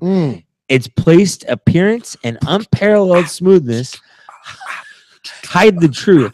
This one fiendishly, unrelentingly. This is one fiendishly, unrelenting stout. Rich, chocolatey espresso notes. Wow, this is not actually worded well. Stop that. Yeah, it's actually not actually written that well. I just wanted to point that out. Nice. Can I say something? Sure. I mean, obviously I can say something. It's my you podcast. Absolutely can. I'm like 50% owner of this podcast. Sure, at least. Yeah. Keep going. So I've been buying a lot of Transformers recently. You have been, yeah. I think I don't want to. I'm going to be embarrassed to admit this. I spent a lot of money. How much money? Okay, let's say how much money have you spent? How much? Give me a time frame. In the past, a month. Okay, let's not count your big purchase. That big one that I give you shit for. I haven't gotten that, so I'm not counting it yet. Is this still not coming yet? It hasn't. It's gonna come probably in the next week or two. Oh my god! It's either coming out next week or the week after that. So there are some people that have gotten them already. So without that, yeah, I'm not counting that. How much have you spent in the past? Let's say in the last 30 days. Let's say 30 days. Month. Yeah. 30 days. On Transformers, both third party and normal Transformers, I've spent about $1,000. Oh my god! Oh my god! Now some of that money is money I've sold. You could have used that money to stop Kony, but you didn't. And think about that. Well, yeah. I can't put the fact that I stopped Kony on my shelf, okay? Right. And I can't play with it in my bed while I'm watching ASMR videos. Hold on a second. I just want that to sink in for a sec. Yeah. I just want that thought of you in your underwear. Yeah. On top of my covers. On your you're playing with your Transformers while watching ASMR videos. The reason I bring this up, I really wish somebody would just walk into your room and be like, and I'm like, this is exactly what it looks like. What are you gonna say? So I just got one yesterday. Okay. His name is Hypernova. Is it third party? It's third party. It's by a company called Maki Toys. Okay. People say Make Toys because that's how it's spelled. But it's Maki. But it's Maki because it's Japanese. Gotcha. And it's called Hypernova. And what he is, he's Nova Prime because they can't call him Nova Prime because it's third party. Right. They don't get sued. But if you look at the comics pictures of him, he looks exactly the same. Okay. And he's fucking awesome. He's a little fragile, so you have to be careful when you transform him. Okay. His plastic isn't cheap, but he has some hinges that if you are too forceful with them, you could definitely see you could snap it, I guess, if you try. Yeah. And they had to loosen some of the screws in the backpack to make the wings. But he looks fucking badass. He looks like a Gundam kind of. Nice. But I spent $200 on him. Nice. Just that one figure. That's a lot Just of that money. one. I know it is. No, it is. And the reason because it's a limited edition. Like they only made like a couple, not even 1,000. They made a couple of them, and he looks awesome. Nice. So it's not like everyone and their mom is gonna have that. And you've been making videos. Yeah, I mean, I have. a lot of your Transformers you've gotten, you have like a nice setup now. I do. What I do is I have my second monitor, which is a 24-inch monitor, and I have a plastic tin, like not tin, but like a plastic tub lid. Yeah. I put that next to it, and then I cover them with a blanket. Yeah, and it looks really nice. And then I have a And you nice have the glass webcam, and I have my table has glass, so it has reflection on it, and I record it with a headset mic, so it sounds a little better than because when you started doing it, yeah, it was good quality, and I liked it a lot, but it was still needed a little bit more polish. yeah. And now the ones I watch, it's like night and day. Thanks, man. Like the one that you sent me the other day was like, I was like, well, that oh my one, God. the one like last night, like I wish you or had the one the other day. I think it was the other day. Okay, but the only thing that I want from it, like before it's like top notch, is you. I want 2 cameras. Basically. That's hard. I know. I don't have that set up. So that's what I'm saying. I want you to help me out. If I go over, I can have my laptop and we can do simultaneous recording. That's what I'm thinking. And we can do it with, we can do it with mics, or we can do it with your setup. Or either way, I'm not completely satisfied with them. I still it's want getting there something- though. It's I like still it's like want you're working something toward it. that kind of differentiates me between like all the other reviewers that kind of do the same thing. It's because you have like one of the reviewers that you like has like a big beard, and that's his thing. He's like, oh hey, I'm Mr. Big Beard guy. Kind of, but he's the only reviewer I watch for his entertainment value. Right. He is funny. Right. And I don't know if I want to be like that. The funny guy. The funny guy. Yeah. Like he does a really good job of being funny. Right. And I feel like if I try doing that too, it's just gonna bite off his style. See, but his name's Stu. If you want to watch THEW, he does really funny reviews. For I think you're more like you can be more like a little like charming or something. Charming? more than funny. Okay. If you go up there like here's some jokes. Like I don't want to do that. I don't want to do that. Yeah. And if I make jokes, they happen. Like last night, I was doing the Hypernova, and like literally one of the because he has like armor that you have the basic figure, and you kind of armor him up with his trailer bits. Yeah. And he has bigger hands, and you literally put his hand on his hand, like he holds his hand in his hand, like it's a weapon. And I'm like, hand holding hands, touching hands, reaching out, touching you, touching. Yeah. And then I started singing Sweet Caroline. And I was a little drunk, I'll be honest with you. I think a lot of those videos you've done while you're Bud said that I should be. Butt cheeks. Bud cheeks. He said he actually had some positive things to say about the video. Nice. I need to shorten them up, but I'm not good at editing them is my big problem. Is I'm good at recording them. Editing's hard. I'm not good at editing them. It's hard. I've sent you like 3 videos and I want you to delete them. Yeah, I had a hard time editing them. I got like 20% through with one of them. Yeah. And I was just like, oh man, I was like, I'm gonna have to go like through this like 5 more times. Yeah. And so I've just been over the past I don't know if you've noticed this. Yeah. We haven't really hung out a whole lot. We haven't. But it's been a while. It's been a while. When was the last time we hung out? We haven't really hung out at all. But like you're summer, like my best friend. I know. But like I hung out with Robbie, and when Robbie came, that was a great weekend. That was like I saw a picture of you guys holding hands. Labor Day, we did hold hands. I was really jealous. We went down to Seaport Village, and it took him forever to friend me on Facebook. He doesn't get on Facebook, really. Okay. He doesn't get on there. Well, I just like because you guys personal. were tagging him and stuff. Yeah, it's and not. I'm personal. like, well, I want to be friends with Robbie. He's cool. We still haven't edited that podcast that he's on. I need to release it. I know it's quiet. It's quieter than other ones. I've listened to the. Let me get to my point. Yeah. I've been 100% not motivated in this entire summer. I just have no motivation. We have that trailer. Yeah. I haven't even I brought it up a couple times to David to be like, oh, what's the status on it? Yeah. I don't even fucking care. I'm just like, you don't care. Well, I do, but it's just not enough to go and hound him for it. You know what I mean? Because I could go over there and be like, let's edit this together and get it done. But I'm just like, I'm so unmotivated. I'm just like, like even today. Yeah. Like I told you when you came over, I was like, I almost texted you and told you not to come because I didn't even. You can't stop me from coming. I wasn't. Hey, Ryan, a Texas review would probably make me come harder. Jesus Christ. And come faster. So I just been in this weird spot because it's I've been sad and angry. You're just so sad and angry. And I've been going. I don't know if I've said this on the podcast, but I've been going to therapy. I actually didn't even know you're going to therapy until you mentioned it casually. Offhandedly, like it was a normal thing. I mean, and I'm not saying it's not a normal thing. Yeah. I don't want to think that I think you're weird about going to therapy. I think it's good you're going to therapy. Yeah. But I did. It's like I feel like you should have sat me down and said, Mike, I'm going to therapy. I'm sorry. I didn't. What happened was you kind of offhandedly, and I didn't hear anything you said after you casually. And I'm like, in my head, I'm like, oh, Ryan's in therapy. I wonder what's wrong with Ryan. Is he going through some shit right now? That's what I'm trying to treat it as. I'm trying to treat it as casual. It's good. It's good. But yeah, I've been going for like, I think I've gone like 3 sessions maybe. But anyway, it's like an hourly thing. It's an hour thing, and honestly, can I ask how much it costs for an hour? $40. But 40? it's because my insurance. Like Liz goes for free. Fuck, it's because she's crazier than you are? No, it's because of the Medi-Cal. She has Medi-Cal. Poor. Right. Well, I mean, that's what it is. I mean, yeah, it's because she's super poor. My insurance covers that's my copay for mental health stuff. Okay. So it's $40 and I go for an hour, and I'm not gonna ask what you guys talk about because I know there's like I can talk a little bit about it. There's like that parent teacher confidentiality. It's really just like it's like I just talk. It's like I'm talking to you, but he asks questions where he knows where to go. You know, he knows how to steer it. Which because he's like I'm talking just like I'm talking to you. Yeah. But he's asking me questions, trying to find the root cause of stuff, and so it's like interesting. Is it? Is everyone because you're gay? No. Because that's if I were your therapist, I would be like, how does that make you feel? Do you see it as a dick? We did talk actually 2 sessions ago. We did talk about masculinity and like stuff because I've been bullied in my life. Sure, any nerd really has. Yeah, and any nerd worth his weight in salt would be. What is that a phrase? Is that a phrase?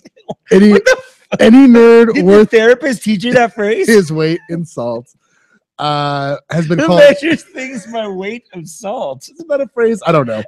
And when I go to the doctor, they're like, "Well, you're like 280 pounds, but you're like worth your weight in salt, really."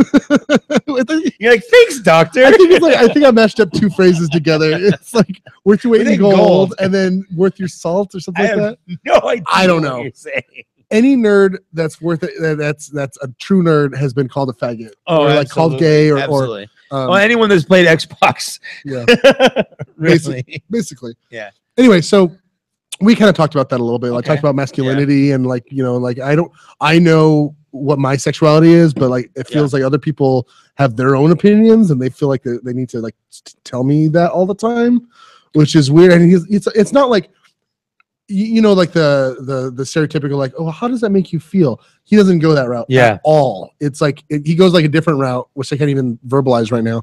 But it's been really helpful. Does he hypnotize you? He does not hypnotize me, but does he make you do things? No. The thing that bothers me the most about it is that it's true. It feels too short. It feels like because like when you're talking and you're getting advice back and you're like, oh, okay, well, let's go on to the next thing. And it's like, well, actually, our time's up. And it's like, fuck. It really like every show shows that. Or like every show, every like the therapist show. Every depiction of therapy is always like, well, we're out of time. And it's true. It's like it goes by too fast. You're not able to talk about what you want to. And so I've been writing down stuff. You've kind of been talking about what you want to. You just haven't talked about everything you want to. Exactly. Yeah. Because it feels like you're just starting to get there. It's like you've been ramping up, and then it's done. Yeah. And so it's just it's a long process. And like my sister has been going to therapy for a while, and I talked to her and she's like, yeah, you really don't start even getting to anything good until like, 3rd or 4th session. And even then you got to keep going in that direction. Right. And so like, I don't know, it's been interesting. And I'm really glad I started going. I've been wanting to go for years. I always used to talk about going. And finally it was just like, well, why aren't you going? Like, why don't I go? My dad was in therapy. Yeah. Because his dad never said he loved him. But then when my dad's only told me he loves me a couple of times. Yeah. And even both times it wasn't satisfying. Apparently when he had me, I was like his kind of first grandkid. Mm-hmm. And like he immediately was like, "Oh man, I love you. You're the best little kid ever." Oh, to you? And so it hurt your dad because it was like bypassing him to go to you. Yeah, and it was like it freaked my dad out. Apparently, I didn't find this out until like way later. Right. That like I basically caused my dad to go to therapy. Jeez. Well, it's not your fault. Well, it's not my fault. Obviously, it's my grandpa's fault. Yeah. We call him Gramps. Actually, Gramps. Well, we did when he was alive. He's very dead now. Unless he's a zombie. I don't know how you can be very dead. I mean, I think it's just dead. Well, he's dead. It's but a binary state. It's not. You can't be very much. There's no degrees for dead. You can't be very one. It's just one. No, this is more But one he than is. one. Like, This he is more the dead than. most dead a dead person can really get. I just want to. I don't know why this is so funny because it's really tickling my funny bone. All right, he's pretty dead. Okay, so Gramps dead. Yeah, Confirmed. 40s and confirmed. 20s. You But heard it here like, first. it's like one of those things you find out about your parents like when you're an adult that you didn't know as a kid. Yeah. Like I remember, man, I think I was a sophomore in high school when I went because my dad kind of always had a study, Okay. like a room in the house. That I'm was jealous his. of that. I'm jealous of that. Yeah. Well, I guess I have that right now. I have a room. But like I went into it was kind of cool in one of our houses. Like there used to be like a deck, I guess, but the people that owned the house before us sealed it off, so it made it like a room. Like a room. Like it was just a room. We used to and have that. was- We used to have like a porch. yeah, but it was like the windows sealed off. could open, but they would close, and when the windows were closed, like that was a room. It wasn't like it was outside. Right, right. But it wasn't insulated. It was like just an outdoor room. yeah, but yeah, absolutely. But that was like his study there. Mm. And I remember I went out there one time to get like a CD from his CD tray, and apparently he had like cigars like sitting there that he had just smoked the night before. I didn't know he smoked. Mm. Like I had no idea. I didn't even see him, but I grabbed a CD off the shelf and went back in, and he rushed out, and he's like, "What are you doing?" And I'm like, I was just Got grabbing the a CD. And he's like, "Okay, we need to talk about what you saw." And I was like, Your "What did-" study? I was like, what did I see? I have no idea what you're talking about. I hate that. Oh, I hate that. So it was like one of the most. I think it was the most uncomfortable, more uncomfortable than when we gave the sex talk. Really. Wow. I never got this text. You never got the sex talk? No. My dad had a day of it. I know. Like he had. We had a mic day where he You took me did out. fun No, he stuff? did. Where like he took me to breakfast. We went to putt, and while we were driving around, So anyway, he'd be like, okay, now we're gonna talk about necking. And I'm like, Dad, why are we talking about this stuff? I'm 13. oh man. And he talked to me about petting, necking, and he told Oh, me, and no. the penis goes in the vagina. So what's weird is I don't know if this is normal, but in 5th grade Yeah. we had a day where they separated the guys and girls. Yeah. And this is in 5th grade. 5th grade's a little young. It's I a little would say, young, yeah. It was a little weird, but like I already knew about sex at that time. I didn't know. I did not know. When my dad told me, it was a complete surprise to me. Really? I was like, I do what with my what? Well, it's because you were like raised really religious. I was right? very religious. So and they section that off. They keep that like very separate from everything. Okay.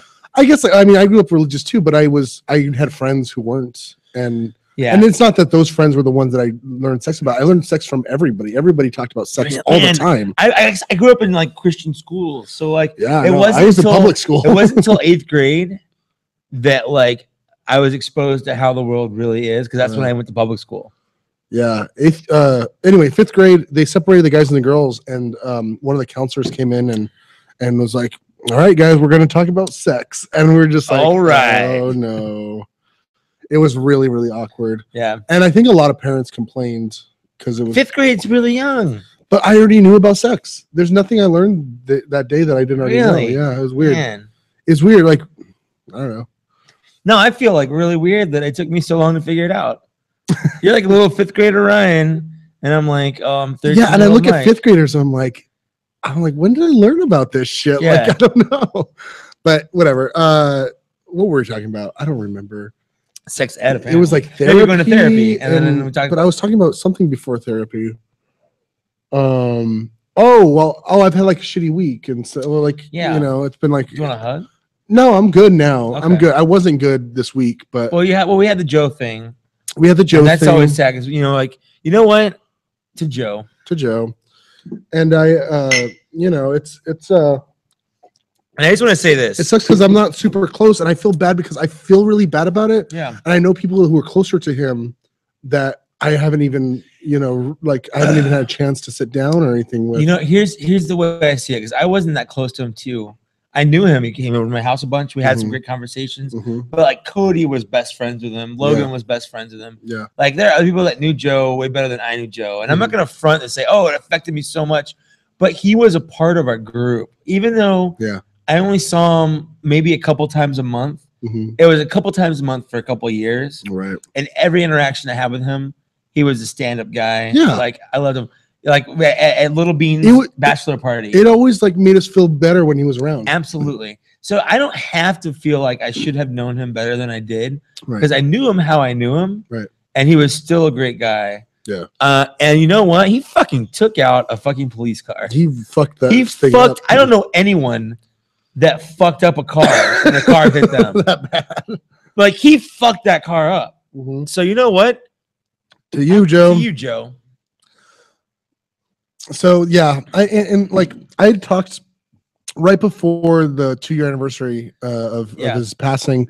I talked to my therapist about that. I knew that was coming up, and I was like, I feel like I've been doing okay. I've been like going up and like trying because I've been like going to the gym and stuff. Yeah. Stop drinking sodas. Yeah. I still drink beer, but The beer is delicious. I lost like 12 pounds. Good for you. In a month, and like I've been working out since like April. Yeah. And since then, I've only gained weight, and then like I lost like 12 pounds. So anyway, it was like, wow, things are really starting to go positive. Yeah. So I'm waiting for the downturn. Don't wait. I told them. I was like, I feel a sense of dread, like things are gonna go bad soon. And it turns out they did. They went very bad.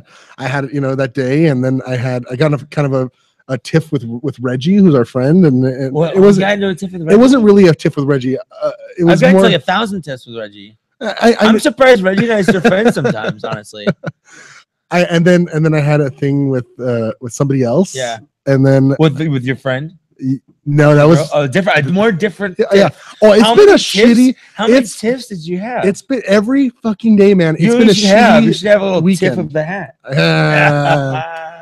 But I had one female friend call me an asshole and stuff, right. And then the like 2 My days day's later, not really complete until I have a female friend call me an asshole. and then like 2 days later, and then my friend Eve did the same thing, and it was just like, when is this gonna stop? Pictures of you? Yeah. You know what? To prove that you're not a misogynist, you're not going to release those. So. No, yeah. Do I have to prove that I'm not a misogynist? You shouldn't have to prove. You should not have to prove that you're a misogynist. Yeah. Here's my thing. Your actions should prove you're not misogynistic. In that, so I posted a link. This is how this started. Is I posted a link to a news story that the things were a hoax. They were going to release Emma Watson's nudes because she spoke for feminism. Yeah, which is a hoax. Basically, from my understanding, it was Fox News that did that. No, okay. It was not Fox News. It was this website called Fox Weekly, which reported on it, but they weren't behind it. But it was this other thing called something media or something. I thought they were behind that, or I thought they were the same thing. Some people think they're connected, but I don't see a connection. But anyway, it's an anagram I saw the whole Apache thing. Where like the Apache dress was like this, it linked together. Right. Anyway, so it was called like something media, and it's an anagram for incite drama. Yeah. So basically, the whole it's just releasing Emma Watson like nude things was a hoax. Yeah. So I posted a link to that news story, and I said, well, I hope that the people who, because there's a lot of people I saw on at least my Facebook news. Can I just say this stout is delicious? It is absolutely. I want some more. Yeah. But at least on my Facebook news feed, there were a lot of people who were like, shame on 4chan for blah, blah, blah. Shame on these people. You cannot shame a website. These people are despicable, etc. So I posted that news link and I said, well, I hope these people feel foolish. Right. Because it's like you didn't. They fell for the joke. You fell for it. Yeah. You have egg on your face now. Yeah.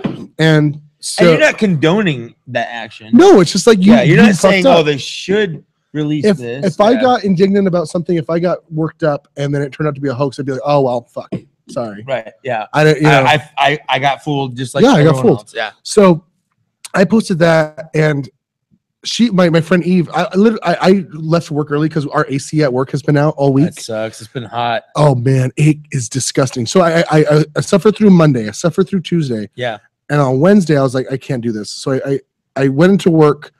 The AC still wasn't fixed. 3 days, huh? No, I couldn't. So I left. I was like, well, I'm going home. And my coworkers were kind of being dicks about it. They were like, and I was already having a shitty week. I had like, it was like Sunday was shitty, and then I suffered like 2 days with stupid hotness. Yeah. And they were like, oh, well, just deal with it. It's like, well, no, it's disgusting. The weird thing about your work sitting here is like you code. Like you have a computer at work. You have a computer at right home, there. yeah. Like you can do the same thing that you do at work. Absolutely. What does it matter what location you do it That at? is my entire fucking point. Yeah. And anyway, so I was like, well, I'm just gonna go Like home. me, I have to be at work to do what I do Right. because what I do deals with people, and they have to be in the area. and they're in that location. They're in that location. Yeah. Right. So anyway, so I came home early, but I still worked from home. Yeah. And fuck, what was I gonna say? That so it was hot. It was gross. Yeah. Yeah. Oh, and then so while I was driving home, there was a bunch of comments on that link. Yeah. And so I got home and I finally started reading them, and it was our friend Jesse Avalos. Yeah. Yeah. I think he's a cool guy. Other than that one time, remember that was that New Sublime?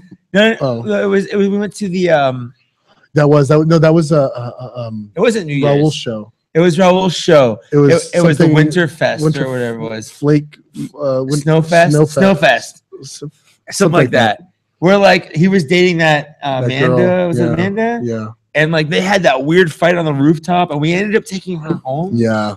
Because like he would not drive her home or whatever. That was a weird. He like night. left her, and we found her crying later. Yeah, it was really weird. Such a weird. That was a fun night though. And I ended. Wait, no, Did you make out with her? no, I didn't make out with her. I thought that was the same night with Marcel because she was living with Marcel. Oh, shit. Anyway, this is personal stuff. All right. Okay. So anyway, Jesse Avalos was commenting in that thread and going back and forth with my friend Eve, whose Right. name on Facebook is Whiskey, whatever. So they were arguing back and forth about like trolling, and he said something like, "Do you expect that we can stop all trolls?" I read that. Yeah. And she was like, "Absolutely, we can if we just try." And he was like, "Well, you're dumb because you think we can stop trolls." We can stop the Titanic from sinking if we just bail out the water. Yeah. Yeah. And the only thing I posted was clarifying my point that like, because she asked me a question of like, why are you supporting this or whatever? And I was like, I'm not supporting this. I thought you clarified your point I very well. clarified it. And Yeah. all I said was, I remember that. all I did was post a news article that I Yeah. thought was interesting and whatever. Yeah. She had already removed me as a friend before then. And so I noticed that. I was like, I wonder if she removed me. I was like, there's no fucking way that she's that dramatic. I go see that she removed me as a friend. Did you message her? Did that kiss me nothing? No, I sent her a message though that said, what did I say to make? I was like, what the hell? What did I say to make you remove me as a friend? Yeah. Now, what followed that was very interesting because it was a mix of This is 40s and 20s drama corner. Drama corner on Facebook. Well, what followed that was a mix of I'm tired of your misogynistic posts. I'm tired of post so many misogynistic. I was sarcastic. I'm tired of you treating women's issues like a joke. I'm tired of you not or failing to acknowledge that men are responsible for this and this.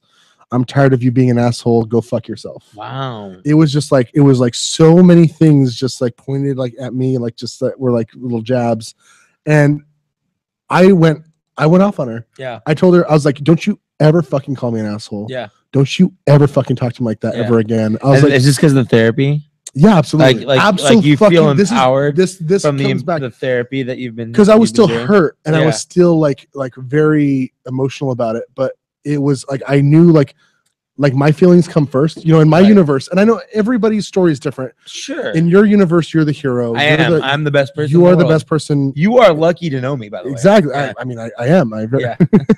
But so everyone's perspective is different. But for me, and for me to be able to be happy in all this shit, sure, is to accept that my feelings need to come first. And so I was like, don't you ever fucking do that. I mean, again, they need to come first, second to mine. Well, in my universe, they come first. No, before yours. No. Your feelings come first. My feelings after mine. They're definitely top. Yours are like yours are a little lower. Yours, see, I feel like yours should be just a scotch lower. It's just a bit. I thought you were gonna say a bitch. I don't know why. I'm not misogynistic. Well, you are. Anyway, yeah. I lost a friend. It sucks. Where did I go wrong? So that's where you went wrong. You lost a friend somewhere along. So I took screenshots of the entire conversation, and I'm saving them. Post them? I don't know. Post them. Well, because somebody posted almost the same thing happened to somebody on Reddit this week, and they posted their screenshots of the conversation over the stupidest argument. Over why not enough black women have played Catwoman. What? And they're like, and Catwoman was played by a black woman in the 60s. It was like Ella something. Oh yeah, And the then original Catwoman. Yeah, Catwoman was yeah. black. Yeah, And Halle Berry. Well, she had like white face though. Like they painted her a little white. The point that wasn't the point. Okay. And so anyway, he posted this argument, and it was all over something so stupid. That is stupid. But it went down the same way, and you can see the pattern. I'm just gonna say it's not black people's fault that the worst Catwoman was Halle Berry. It's not. It's not. But speaking of which, can we talk about Gotham at some point? Oh, you know what? Let's finish with Gotham. Okay. I'm done talking about misogyny anyway. Okay. But what I thought was interesting. Please be done talking about misogyny. What I thought was interesting is that the conversation that guy posted on Reddit went down almost the same way that mine went this down. whole bit has been because you wanted to say you had a conversation. No. This has been Cool Stories with Ryan. This whole bit is because I feel like social justice warriors are starting to grow. Their influence is starting to grow, and they're starting to spread out. And this is the first time that I've been directly influenced, affected by affected, not effected. Affected with an A. Okay. Affected by this movement that so far I've just thought has been online. And it's just interesting because it's like, they took down 4chan, which I thought was impossible. Well, I thought that was completely impossible. Absolutely. There's two things that are impossible to take down, and one of them is 4chan. The other one is WoW. And social justice warriors took down 4chan. Do you think they'll take down WoW next? I don't think so. Okay. WoW is king. WoW is king.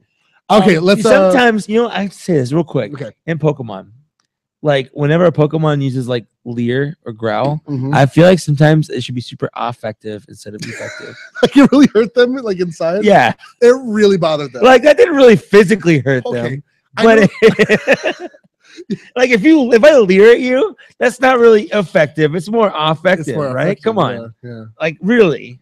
When you leered at me, I just felt like less of a person. I felt like you were really. Yeah. Okay, so let's talk about Gotham. Okay, let's talk about TV. Well, it's TV show season. TV shows and new movies. New TV shows are coming back on, and movies. And I've watched two. I've watched two. I watched Gotham and I watched Shield. And I watched Fargo. And you watched Fargo. Is the second season of Fargo going on? No, it's the first season. Just finished. So let's talk about mine first because I'm more important than you. And then we'll talk well, in my universe, I'm more important. Fine. I'll let you believe. My universe will let you believe in your universe. Go ahead. So let's talk about Gotham real quick. Okay. Through the whole summer, all the stupid Gotham trailers, the whole time I'm thinking, why? Why is this a thing? Why is Gotham? It's empty. Yeah. Why is Gotham happening? Like it doesn't need to happen. There's no Batman. There's no Batman. It's literally a kid. It's tiny Bruce Wayne, and it's young guy that was on OC, Jim Gordon. I like that actor, by the way. He's fine. I'm not saying he should not be an actor, and I'm not saying he's a bad actor. I'm not even saying he shouldn't be Jim Gordon in something. I'm just saying that the show should not be a thing. Right. And after watching it, I still agree. I'm still gonna watch maybe 4 more episodes. I'll give it, as a nerd, I feel like I have to at least give it 5 episodes. Yeah, and you did the same thing with Shield, and you were disappointed, but then you were rewarded. So Shield was a huge curve. Yeah. Shield started out really bad. Well, it started off mediocre. Okay, fine. It did. You're right. It started off very mediocre. It got real stupid, real shitty, real fast, and then it kind of popped right back up. Right. As soon as the Captain America, it's like they were just making really shitty episodes until they knew Captain America was going to happen, and they're like, "Here's all our good stuff." Yeah. Boom, and it got really good. I loved it. Yeah. And the second season, first episode opener, you know what? Good. I liked it. I'm gonna keep watching Shield as it comes on. Lucy Lawless was on it. It was amazing. They had Absorbing Man on it. An actual comic book villain was in the show. So I love that. That's right. That's what I've been waiting for. And the funny thing to me is Batman and Shield and Gotham have the exact opposite problems. So Gotham is a show about the city of Gotham. Yeah. As the title implies. Absolutely. Jim Gordon, it's sort of like CSI Gotham is what it is. Right. Jim Gordon is this new detective on the force, brand new to Gotham. His partner is Harvey Bullock, if you know from Gotham lore, is on the force. Who's the mayor? the mob boss. Oh, Falcone. Falcone is the mayor. Yeah, which I think is cool. And that's fine. And you have what's your face? Is it Montoya? Okay. Who is supposed to be a new cop on the force, like in Batman lore, but she's in like special crimes investigations. So what? So like the problem is with that show in the first episode alone, they tried to introduce there was not one scene without a Batman reference. There was not one scene that carried where the scene was carried by the characters and the story itself. It had to rely on some Batman thing. The Riddler was in a scene. The Penguin was in most of it. Like, but it's not the Penguin. It's Cobblepot, right? And then but they call him the Penguin. He goes, you know, I don't like to be called that. That's what he says. Jesus Christ. Yeah, exactly. And he even has to hold an umbrella for Halle Berry, who plays Fish something. And I know there's going to be an episode in like season 6 where Penguin finally like takes over her empire, where he goes, penguins eat fish. Like, I know that's going to happen because her fucking name is Fish. Yeah. And he's the Penguin. Like, you know, it's just like stupidly obvious. In the first episode, she has a club, like a nightclub. Yeah. Like the Penguin has. Right. And she is she's interviewing acts, and there's this really shitty comedian, and I'm like, that guy's gonna fucking be the Joker. Fuck this show. You know, like, you don't need all that shit. This is episode 1. You don't need to blow your whole goddamn wad on the first episode. I feel bad for them because they have a hard job to try to make this show interesting. Have made the without show Batman interesting on its own. But without Batman, you have a show about Batman. It's weird. It's strange. It's a challenge, and they shoehorned literally every reference. You did not go 5 minutes without remembering. Oh, this is Batman. This is a Batman thing. I'm in Gotham. Right. There's Alfred Pennyworth. There's Tiny Batman being indignant. You know, like there's this guy who's asking the cops questions in the forms of riddles. So you're gonna stick around, though. I'm gonna give it 4 more episodes. Okay. I'm honestly at this point, though, if they keep this up, I'm not gonna watch it. Okay. I'm not gonna watch it. Shield has won me over so far. Right. If they start sucking again, we'll see. But the first episode now kept me going. Parks and Rec is coming back. I'm excited for that. Last season. Last season. I can't wait. So this next season happening, like, was it like in the future? It's like 3 years after the last season. Yeah. I think it was time jumping. It was time jump. I love it that they got rid of the whole pregnancy stuff. I do too. It's just done. They have kids now. We don't need a whole season where Leslie Knope is pregnant. Right. And I'm glad. I'm happy. Me too. I watched a show that was on, I think it was on HBO or Showtime. Fargo. Yeah. Oh, I thought it was on FX. It is on FX. Yeah, it's right. It's on FX. It is on FX. Yeah. Fantastic. 10 episodes. So is it like, obviously it's based on the movie Fargo? It's based on the movie, or maybe like kind of, maybe not based on. But dude, there was a movie called I don't know if you know this. There's a movie called Fargo. Coen Brothers. I think it actually won movie of the year. Might have. Movie of the year. Best Kiss. I think it won Best Kiss at the MTV Movie Awards. Yeah. Best makeout session with a wood chipper. Right. That's the best. Right. There's not many of those. No, there's not. Star Wars had one. Best reference of pancakes. Pancakes. The next one was that little kid that did karate moves after he yelled pancakes. I don't remember what that movie was. Oh, that was the Cabin Fever. Cabin Fever. The little kid, he has like a mullet. He has like a mullet, and he's like pancakes, and he's like starts doing karate flips. You're like, what the fuck are you doing? So anyway, so we started watching Fargo. It's 10 episodes. The best actors, the best list. Martin Freeman, who Bilbo Baggins. Yeah. Billy Bob Thornton, who's been Billy Bob Thornton. He is Billy Bob Thornton in everything he is. But he's amazing in this. Of He's course. like a crazy Billy Bob killer. Thornton is amazing. Oh, he's amazing. Yeah. You have Colin Hanks, who's related to Tom Hanks. This is like his nephew? I think it's his son. I know. Who else is in it? Bob Odenkirk, who you might know as Better Call Saul. But I thought it was or Mr. Show. There you go. Yeah. Anyway, there's another person in it that I cannot think of right now, but it is so fucking good. It's like Oh, Glenn Howerton, who plays Dennis in It's Always Sunny. He has a system. He does. He has the dentist system, Yeah. and he plays like this yoga instructor who's overly tanned and has a goatee, and he's a super douche. That's It's awesome. awesome. I highly recommend it. How does he change between that and It's Always Sunny so far? I don't know. It's All right. crazy. He's like the Batman. And he has like a Minnesota accent, which is my favorite American accent. Minnesota. Minnesota. Yeah, I You mean, like it when you cue it. because the South is my most annoying accent. Like, See, to me, it's Boston. I love Boston. Can't fucking I a Boston love accent. Boston accent. No, why? You Oh park my- the car Oh, it's so fun. I'm gonna punch you for in saying Harvard that. Yard, Oh my god! but you You're park an the car idiot. Stop it! in Harvard I Yard. want to punch you in the dick. But Minnesota is fine. I'm fine with that. Okay. I think the funniest accent is Minnesotan. Boston is just, I love it. I can't. Boston is my least favorite. I love Boston. It literally physically makes me ill whenever I hear Boston. See, that's how I feel when I hear Southern accents. When I hear y'all, I grew why up don't around, y'all come down I here? grew up around that. Y'all. I had So did I. I had a Southern accent for a while. I wish you wouldn't ever. I got rid of it, but I had one. I'm so glad you got rid I was of it. Michael.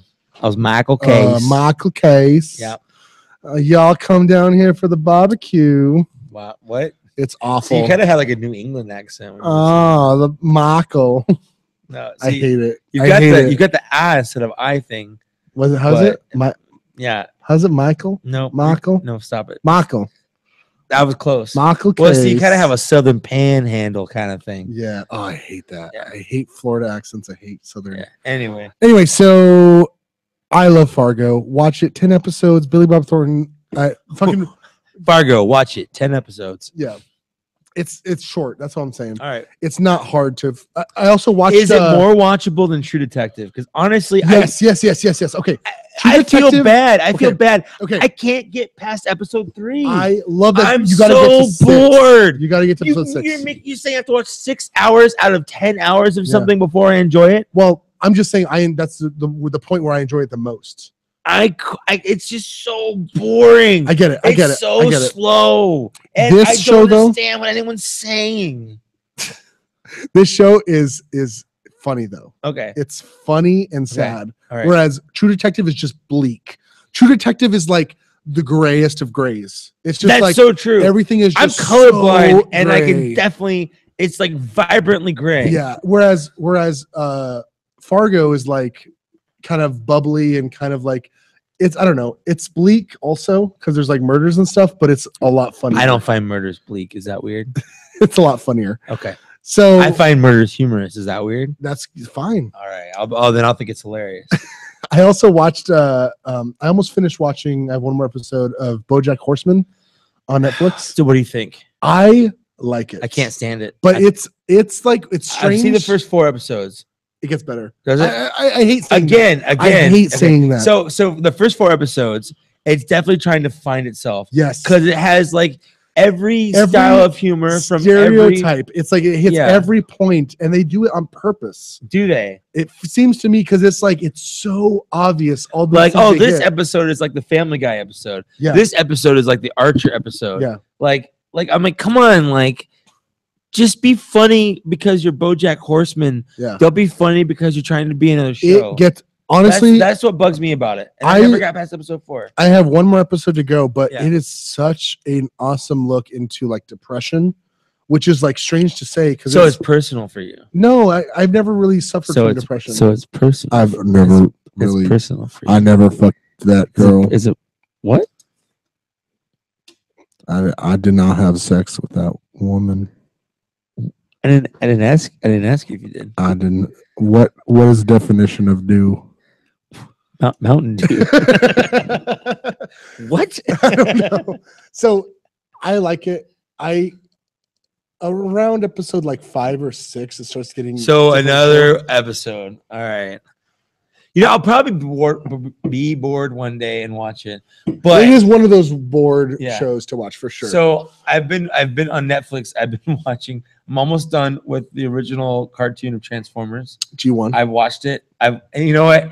It starts off really kind of dumb, but then you start to appreciate it for how dumb it is. Nice. Because it's like an 80s show. You know, Yeah. you kind of have to like accept it for what it is. And you're like, well, that's not terrible. You're like, yeah, you can pick it apart and make fun of it, but it's like this show is basically made where like one episode has basically completely different set of characters from the next episode because they're trying to sell toys, Right. you know, and that's what it is. You're like, oh, I haven't seen that guy in like 6 episodes. I guess the sales for that figure Went are down. really low. Yeah, exactly.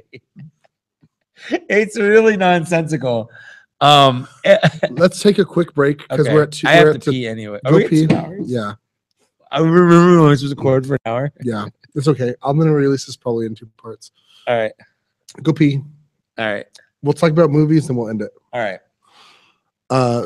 Yeah, go pee. While you're doing that, I'm gonna record a quick intro. So if I need to split this into 2 episodes. Okay. Hey, welcome to another episode of 40s and 20s. I'm your host, 40s. And I'm your host, 20. And I'm actually Ryan. I'm still Mike. You're still Mike? I haven't stopped being Mike. You shouldn't ever stop being Mike. All right. This is part 2. Can I stop being Mike now? You can try. All right. This is possibly part 2 of a 2-part episode. We're drinking right now. I'm drinking You know, you can pour me a little bit. Coronado Brewing Co.'s Islander IPA. We had a few more beers this episode. We've had a couple. Yeah, we've had a stout. We've had a Pour me some Belgian. of that. Yeah, we've had like one of everything. It's been amazing. So I hope you enjoy part 2 of this stupid podcast. Fuck you. Get out of here. I hate you. Except for you, Keenan. Bye. All right. That was really awkward to do. So Keenan, basically it's just Keenan watching this right now, I think.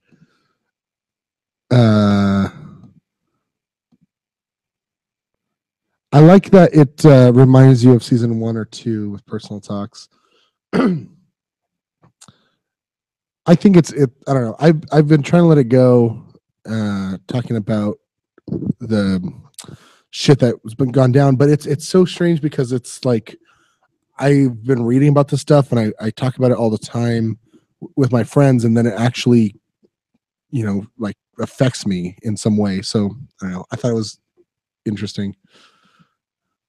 And I can't stop. I can't stop. And I won't stop.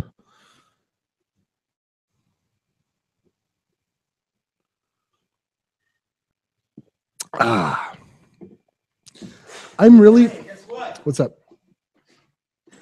Yeah, my door sucks. Please don't break my door. I have been like not motivated to make like a new logo. Yeah. I honestly think we should stick with the Guardians of the Galaxy style one for a while Okay. because it's so good. It It's is my good. favorite I one I've honestly- ever done. When you And I started- love when- the Batman one. When you started making different logos, I was like, oh, you're doing that. Yeah. I thought we were just gonna make one logo and go with it. Well, I never was happy with them. Okay. My favorite ones are the Teenage Mutant Ninja Turtles one, That was a really good one. the Penny Arcade one, Yeah, that was a good one too. and then my all-time favorite one is the Guardians of the Galaxy. That was a good one. And I really like. It's the just very Batman one. topical. Yeah, but there hasn't been really any topical things. Like I've just been like trying to think of like, oh, what could I make a logo of? I'm like, Yeah. no idea. Yeah. Uh. Okay, we're back. We're Let's back. talk about movies. Yeah, I made a pee. You What? did it. Did you pee pee? I did. Did you wait? You I took pee- your wiener out I did. in my house. Yep.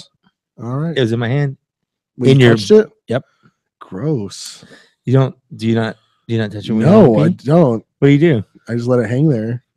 Yeah, but like, No, I just kind of force it out. I'm just like, okay, come out, little guy, and then it just flops out.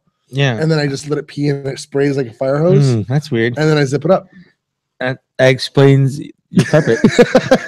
Wait, I don't pee in my room. I pee in the bathroom. It's tile. I mop it up. And I go, that's how a mop goes. I want to end this conversation. So we've been watched a few movies. Yeah, I watched a couple movies. I watched, okay, can I say mine first? Because I only have one and you have a bunch. I do. Well, we have a couple Yeah. shared ones. But I That's saw fine.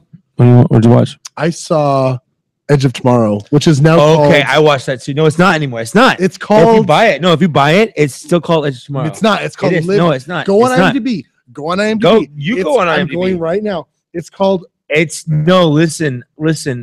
It's still called no, Edge it's of not, Tomorrow. well, it is technically, No. but it's called Live, Die, Repeat, Edge of Tomorrow. You You're wrong. Look at that. You're a bastard. They changed it and they changed it back. They changed it back. Yep. Those motherfuckers. They changed it back to Edge of Tomorrow. They should have just called it All You Need Is Kill. All you need is, it's the stupidest title, but it's the source title, so fuck you.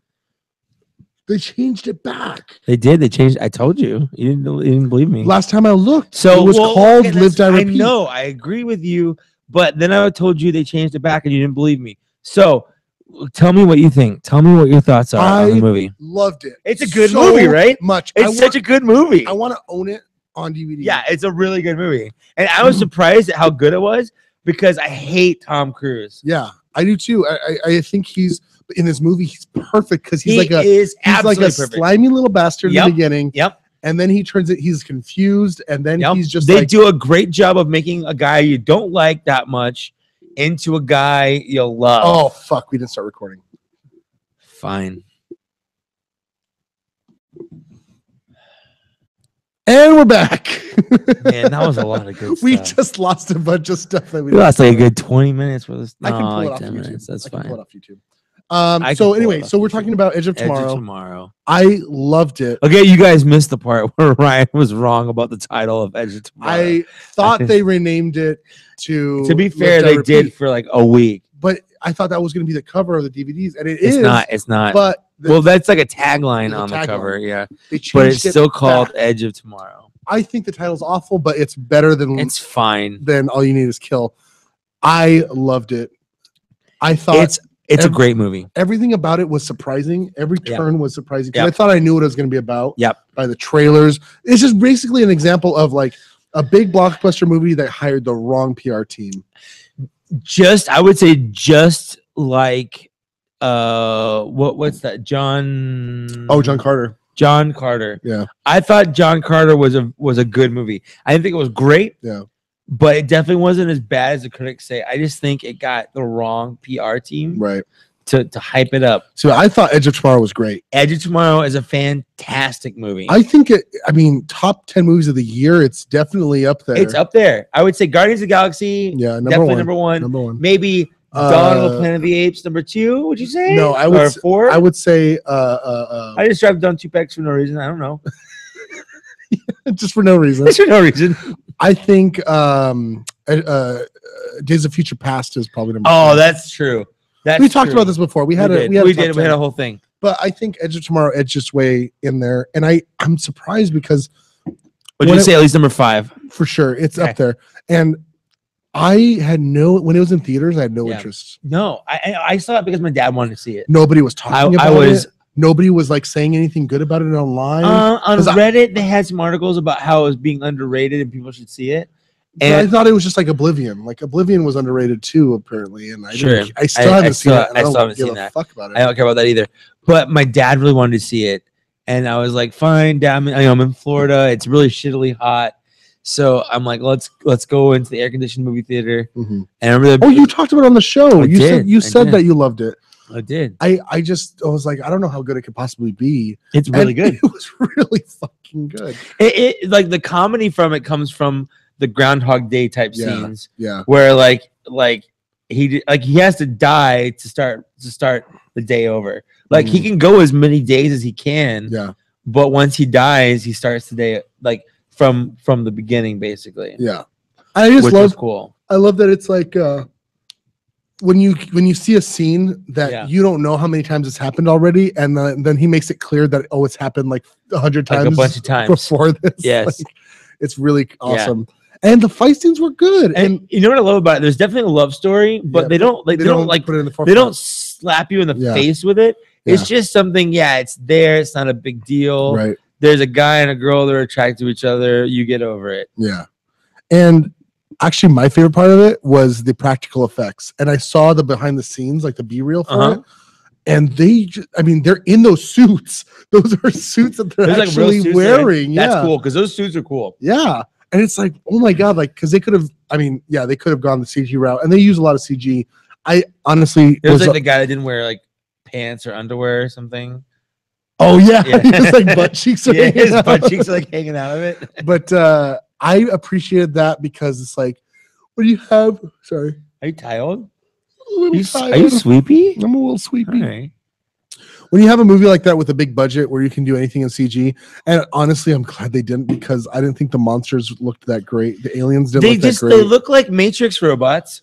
It's just like yeah, they just have tentacles going everywhere. It's like a hentai. I mean, it's like every hentai I've ever seen. It was my least favorite part. Yeah, the alien, but I don't think the aliens were that important. They weren't. The aliens were just there to be aliens. They could have spent a lot more doing development and designs and stuff. Yeah. But I feel like that would have put them to be more important than they really were. And they're not important, right? But they're as important as they really have to be. The main thing is the humans and the first time he dies when he gets the acid blood on his face, I cringed. It was good. Yeah. It was well done. I was like, Jesus Christ. Dude, that whole scene where you're like he's in the battle. I think the only thing that felt more real to me watching a battle like that was the opening for Saving Private Ryan. Saving Private Ryan, yeah. Like it had that kind of feel to it. It was very real. Even though there's like these futuristic there's a lot of futuristic shit going on. But like the tone they've got going on, it felt very similar. What else do we have? I watched Neighbors. You watched Neighbors? I watched Neighbors. The comedy with Seth Rogen and it had the pretty boy. What's his name? Zac Efron. Yeah. And then it also had Dave Franco's brother. Dave Franco. Yeah, it had Dave Franco, and it also had McLovin. Yeah, in it for he's like a smaller part. Mm-hmm. I wasn't expecting to watch it. I just watched it because I was bored one day. I wanted to see it when I was bored. I enjoyed it. I'll be honest. I actually, for all the stupid comedies have come out where you're like, yeah, and that has Emily Blunt in it too, right? It does have Emily Blunt in absolutely, and married to Seth Rogen, which would never. I mean, she's married to John Krasinski. No, it's not. I'm sorry, it's not Emily Blunt. It's not. It's a different. Is it not? No, I thought it was Emily Blunt. Neighbors. There's a really funny part. Oh, it's Rose McGowan. Yeah, Rose Byrne. That's it, Rose Byrne. It's not Emily Blunt. She's in one. There's a part where because she just had a baby in the movie. Yeah. Where her boobs are she has she's like milk me and her boobs are hanging out and they're pregnant boobs. I'm pretty sure they're fake boobs. Yeah, Absolutely, they're fake boobs. I mean, in my head, they're like, "Oh, I'm looking at boobs," yeah. You know, whatever. But milk me, yeah, because their pump broke and her boobs hurt a lot from being swollen. And there were actually a lot of really, really, really funny scenes. So what about the scene that pisses me off in the trailer is the one where he has the airbag in his office chair and gets thrown up in the ceiling. It looks that was the dumbest part of the movie. There's reference it again. There's a scene. They reference it twice. What happens? No, what happens is this is right after what happened. So the second night the people are moved in, they're throwing another party. The first night they went over and hung out, partied to try to be cool with them. Right. And then they're like, hey, don't call the cops on us, just call us when we're being loud or whatever. So the second night there's another party. They call them a bunch of times. They don't answer, so they call the cops. And the cops come over and and the cop who's the guy from the Andre Eric show. It's Hannibal Buress. Yes, I love Hannibal. Who's great. We fucking love him. I love that guy. So he basically points them out. Because he did it now. Yes, I saw that. It's them. You guys have caller ID or whatever. Yeah. So the first thing they do is they take all the airbags out of their car and then they've just put them in different seats. And there's four airbags. Four airbags. And that's the worst part of the movie is the airbag gag. I don't care. It's really dumb. It's not even really possible. No, it's not. But the rest of the movie is pretty funny. I liked it better than I liked A Million Ways to Die in the West. Oh, interesting. Did you finally watch it? I did. I watched that. I watched A Million Ways to Die in the West. It was okay. Okay. There were some I love Neil Patrick Harris in that movie. Mm-hmm. I love the mustache song. No. I got mustache. Oh, mustache.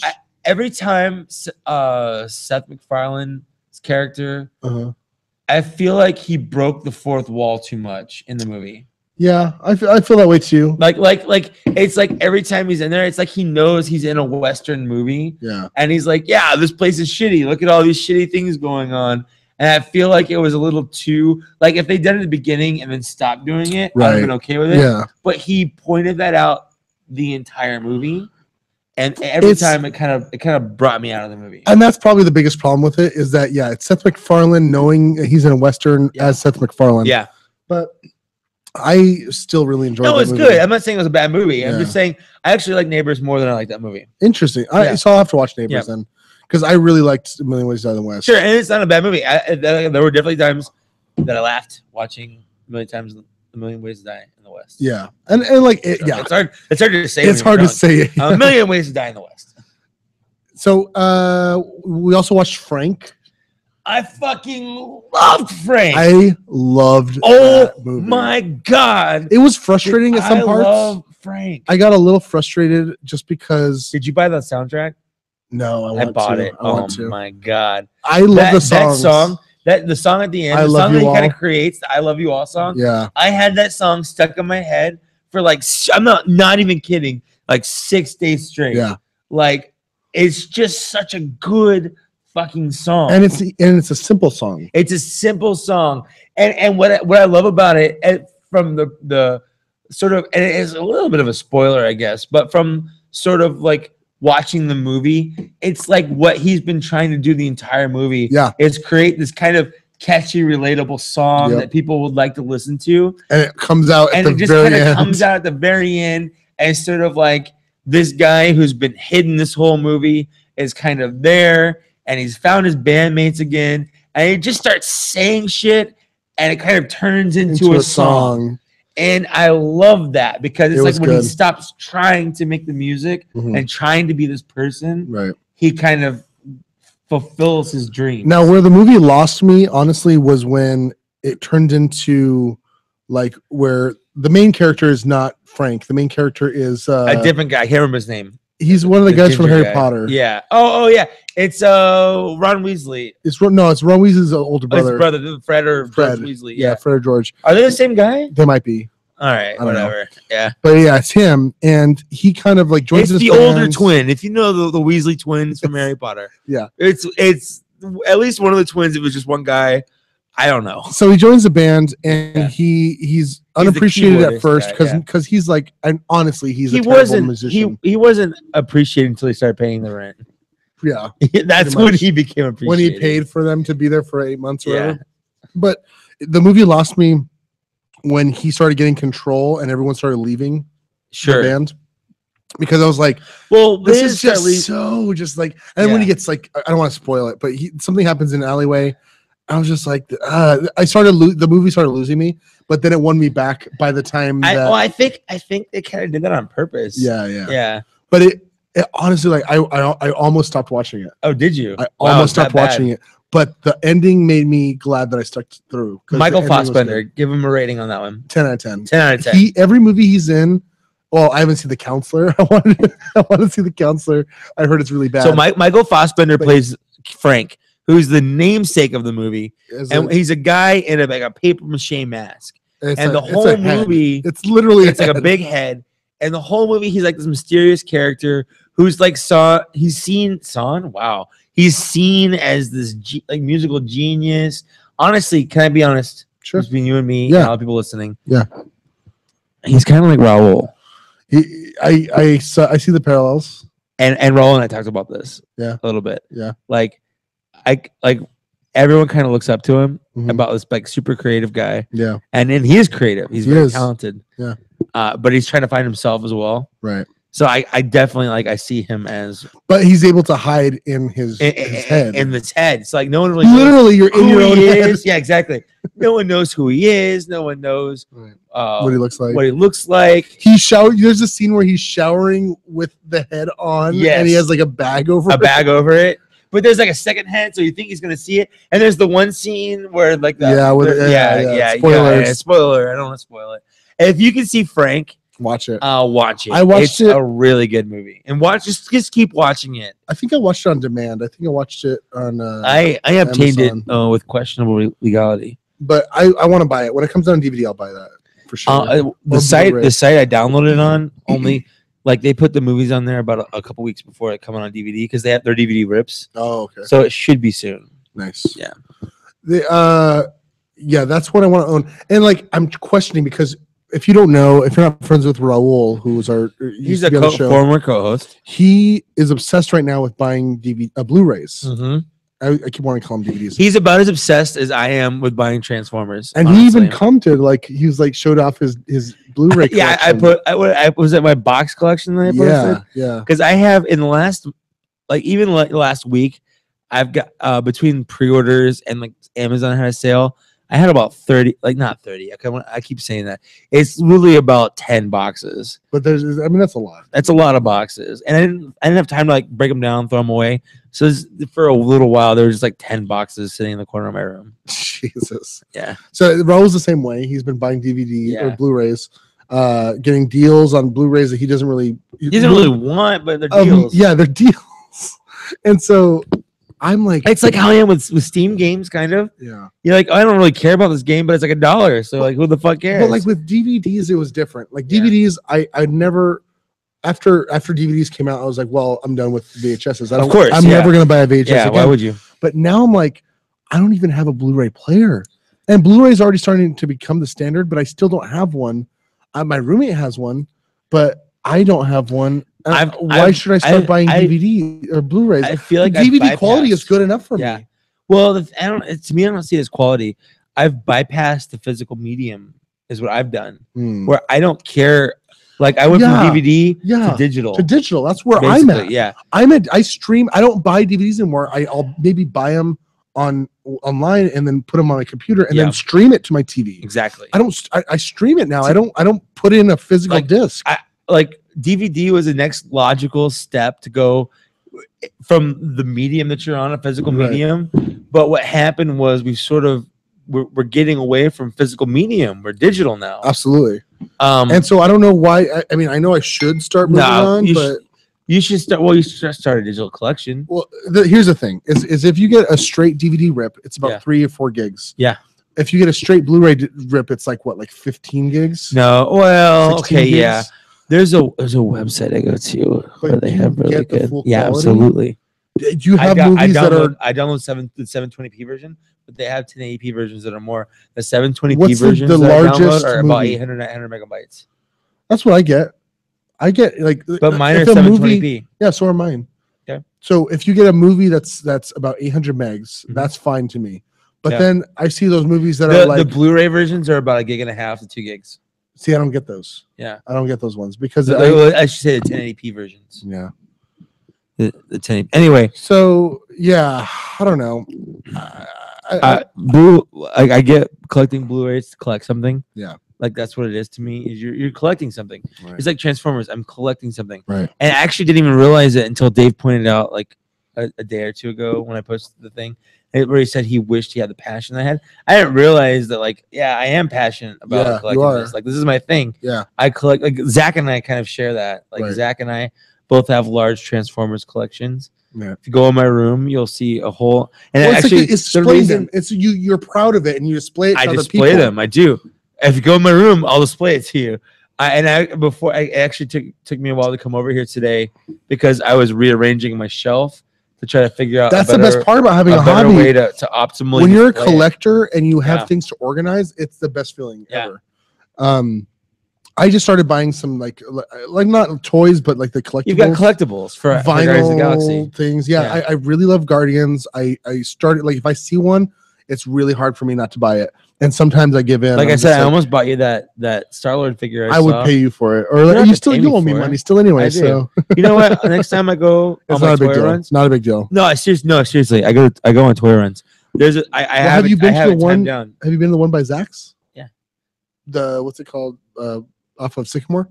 The Walmart? No, Sycamore. There's like a toy place that Zach goes to all the time. I didn't know that. Toyland or Toy. Oh yeah, I do know that. Anyway, I've been wanting to go there, but I know if I go there, I'm going to spend too much money. Because when Keenan was here, I spent way too much money. I bought Batman. Yeah. I bought a bunch of vinyl figures. Yeah. I bought like a bunch of blind boxes. You shouldn't. Honestly, you should only go there as a last resort. Yeah. Because they're more expensive there. Yeah. If you go to like Toys R Us, Target, Walmart, places like that, like that's where they initially are. That's where you buy them the cheapest. Yeah. The people that when you go to like a toy place like that, they bought them from a place like Target, so they have to charge more to make money. I thought they got them direct from the. Sometimes they do. Sometimes they don't. It depends on the figure. And it depends. But the thing is, if they know a figure is sought after or more valuable, Yeah. they'll charge more for it versus like if you go to like right now, I had to go to Walgreens. There's an geez. exclusive Star Wars figure. It's a prototype armor, Ralph McQuarrie, Boba Fett from the Black series I'm collecting. Okay, Just 6-inch Star Wars figures. He's all white, like a stormtrooper, but he's Boba Fett. that's cool. Yeah, but they're only selling them at Walgreens. So I have to keep calling Walgreens every day To see if they going to have Walgreens them? to see if they get them in. Last time I missed them by 30 minutes. Some guy keeps going and buying them all of them, Find him. and kill then selling them off from like you can Let's- sell these things for 60, 70 bucks. Here's what online. we do: we sick Kony on him. You know what? We make him an invisible. You know what? Praise Kony. Praise Kony. Praise Kony. Praise based Kony. Thank you, based Coney. I gotta pee. All right. After we come back, I'll talk amongst myself. we'll talk about the last movie, 300. Did you watch that too? No. Okay. Then I'll talk about it.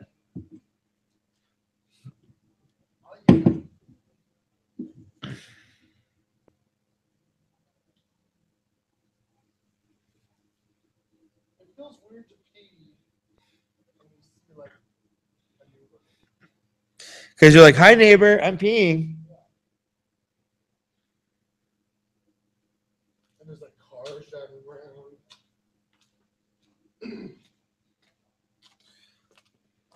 All right, I'm back. Welcome back. I'm back. I missed you. Let's talk about 300. Yep. Rise of an Empire. It looked like shit to me. I'm going to steal this. And then we'll finish the podcast. Actually, I also watched the new South Park episode, this premiere. Okay. I liked it a lot. You need to Well, watch it's it. it's fucking South Park. It's South Park. You can watch it whenever. I don't even really like football, but I've been kind of following the Washington Redskins stuff, Yeah. and I think it's a lot funnier when South Park does the when they put their spin on shit. I love course. it. So anyway, so you watched 300, I did. I watched the new 300. Rise of movie, an Empire, Rise of an which Empire. has Cersei, right? From Game of Well, Thrones. because she was in 300 as well. Mhm. She's the wife of Leonidas. And she is like a warrior in this movie. Well, she is just the wife of the previous king of Sparta. She's the previous But queen of Sparta. she's like kill people. Yeah, she fights a little bit in this movie. And she yeah. has sex. She doesn't. She doesn't have sex. I thought she showed her boobs. Nope. It's the other girl. Who's the other girl? Is it Eva Green? Eva Green shows her boobs. That's right. She's the warrior girl. Yeah, she's the warrior. Her name is it's like Artemisia. It's not Artemis. Right. I know that. It's like Artemisia. Here's the thing. 300 was an okay movie to me. I've watched it like twice. I don't really give a fuck to watch it more than that. Yeah. It was culturally important because it was like such a big movie or whatever. Yeah. But past that, I don't care about 300. I would say if you loved the episode 300, if movie? you love the movie 300, Yeah. you'll like 300 Rise of an Empire. So it's Because not it's better. based, no, it's not. It's not better. It's not as It's good. it's a very okay 300. It's definitely a sequel to 300, but Right. it's kind of a side quill because it's kind of happening at the same time. Interesting. But from Athens' perspective versus Sparta, Why do I give a fuck? and it gives more backstory to Xerxes. I don't care.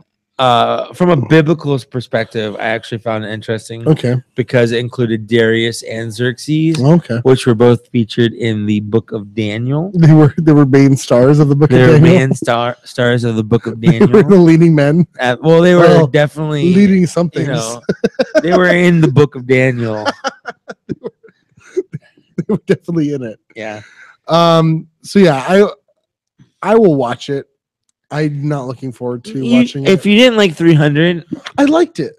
I like 300, but not enough to give a shit about. if you did not Yeah. give a shit about 300, Right.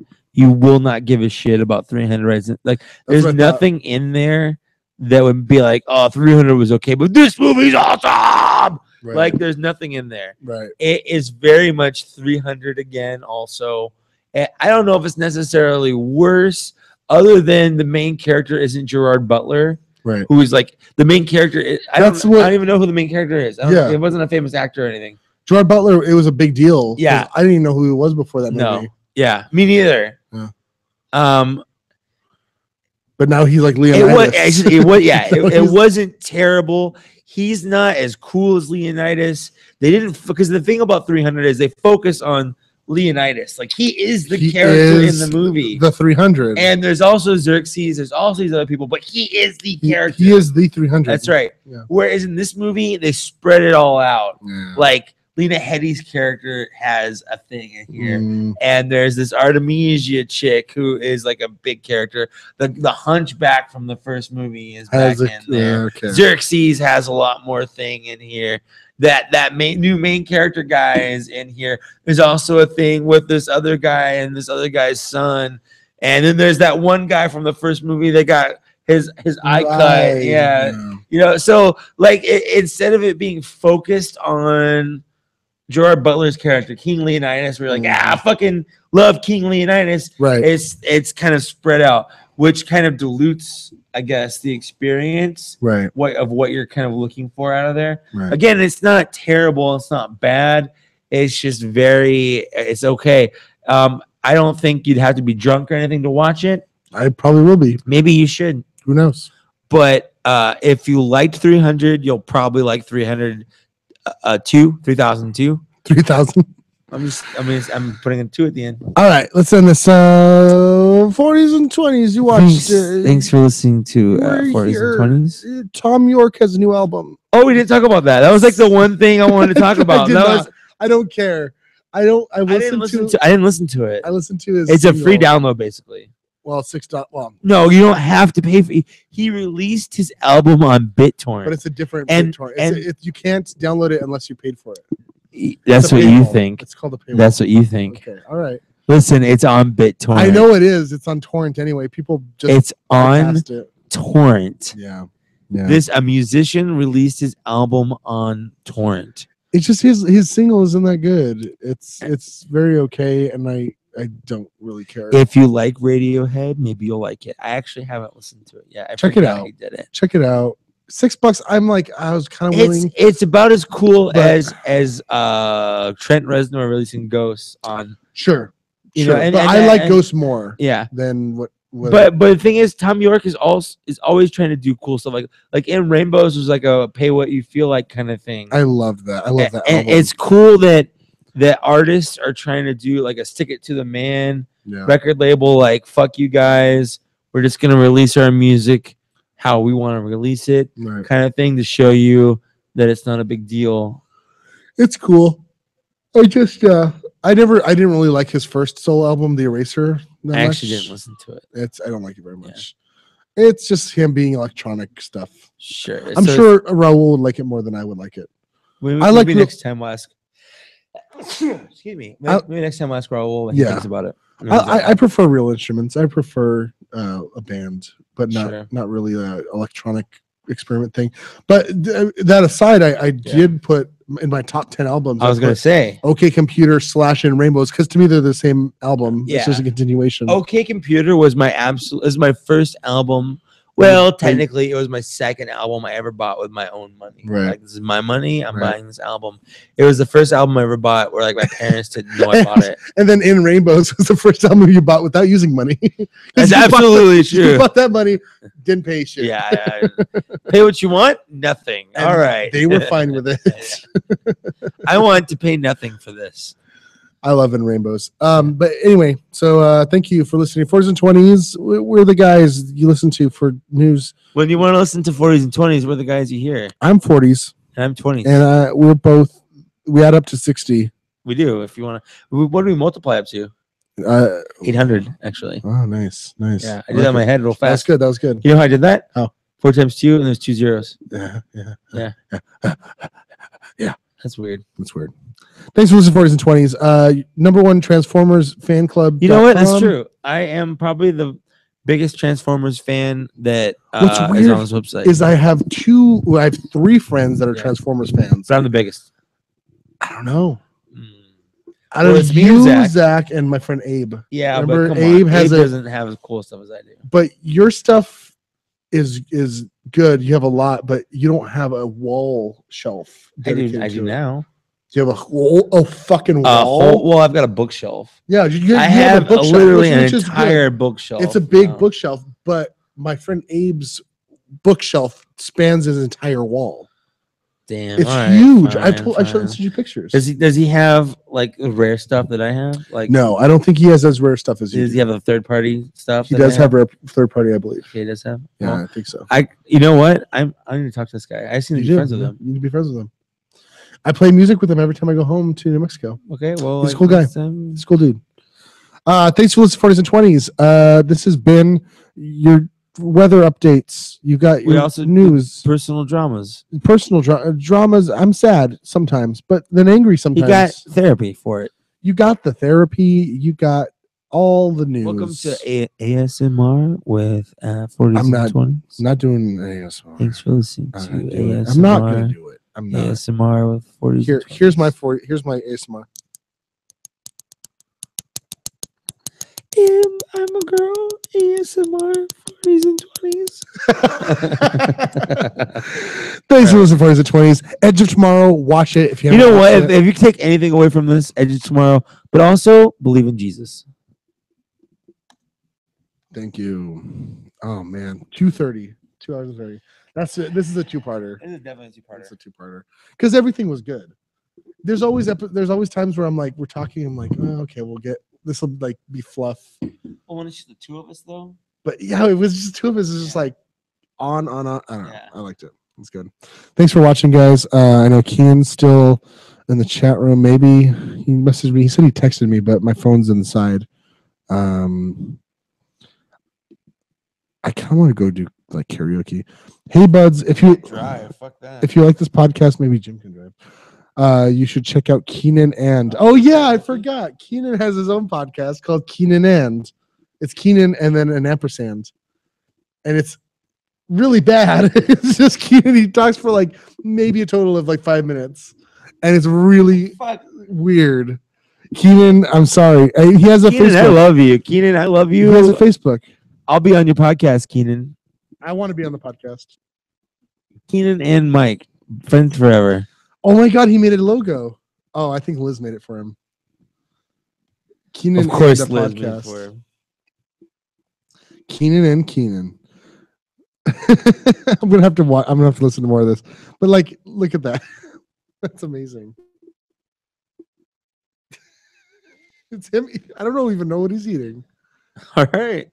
All right. Thanks, Keenan, for sticking around. Anybody else? Fuck you. So we'll talk to you later. Bye. Later, bitches.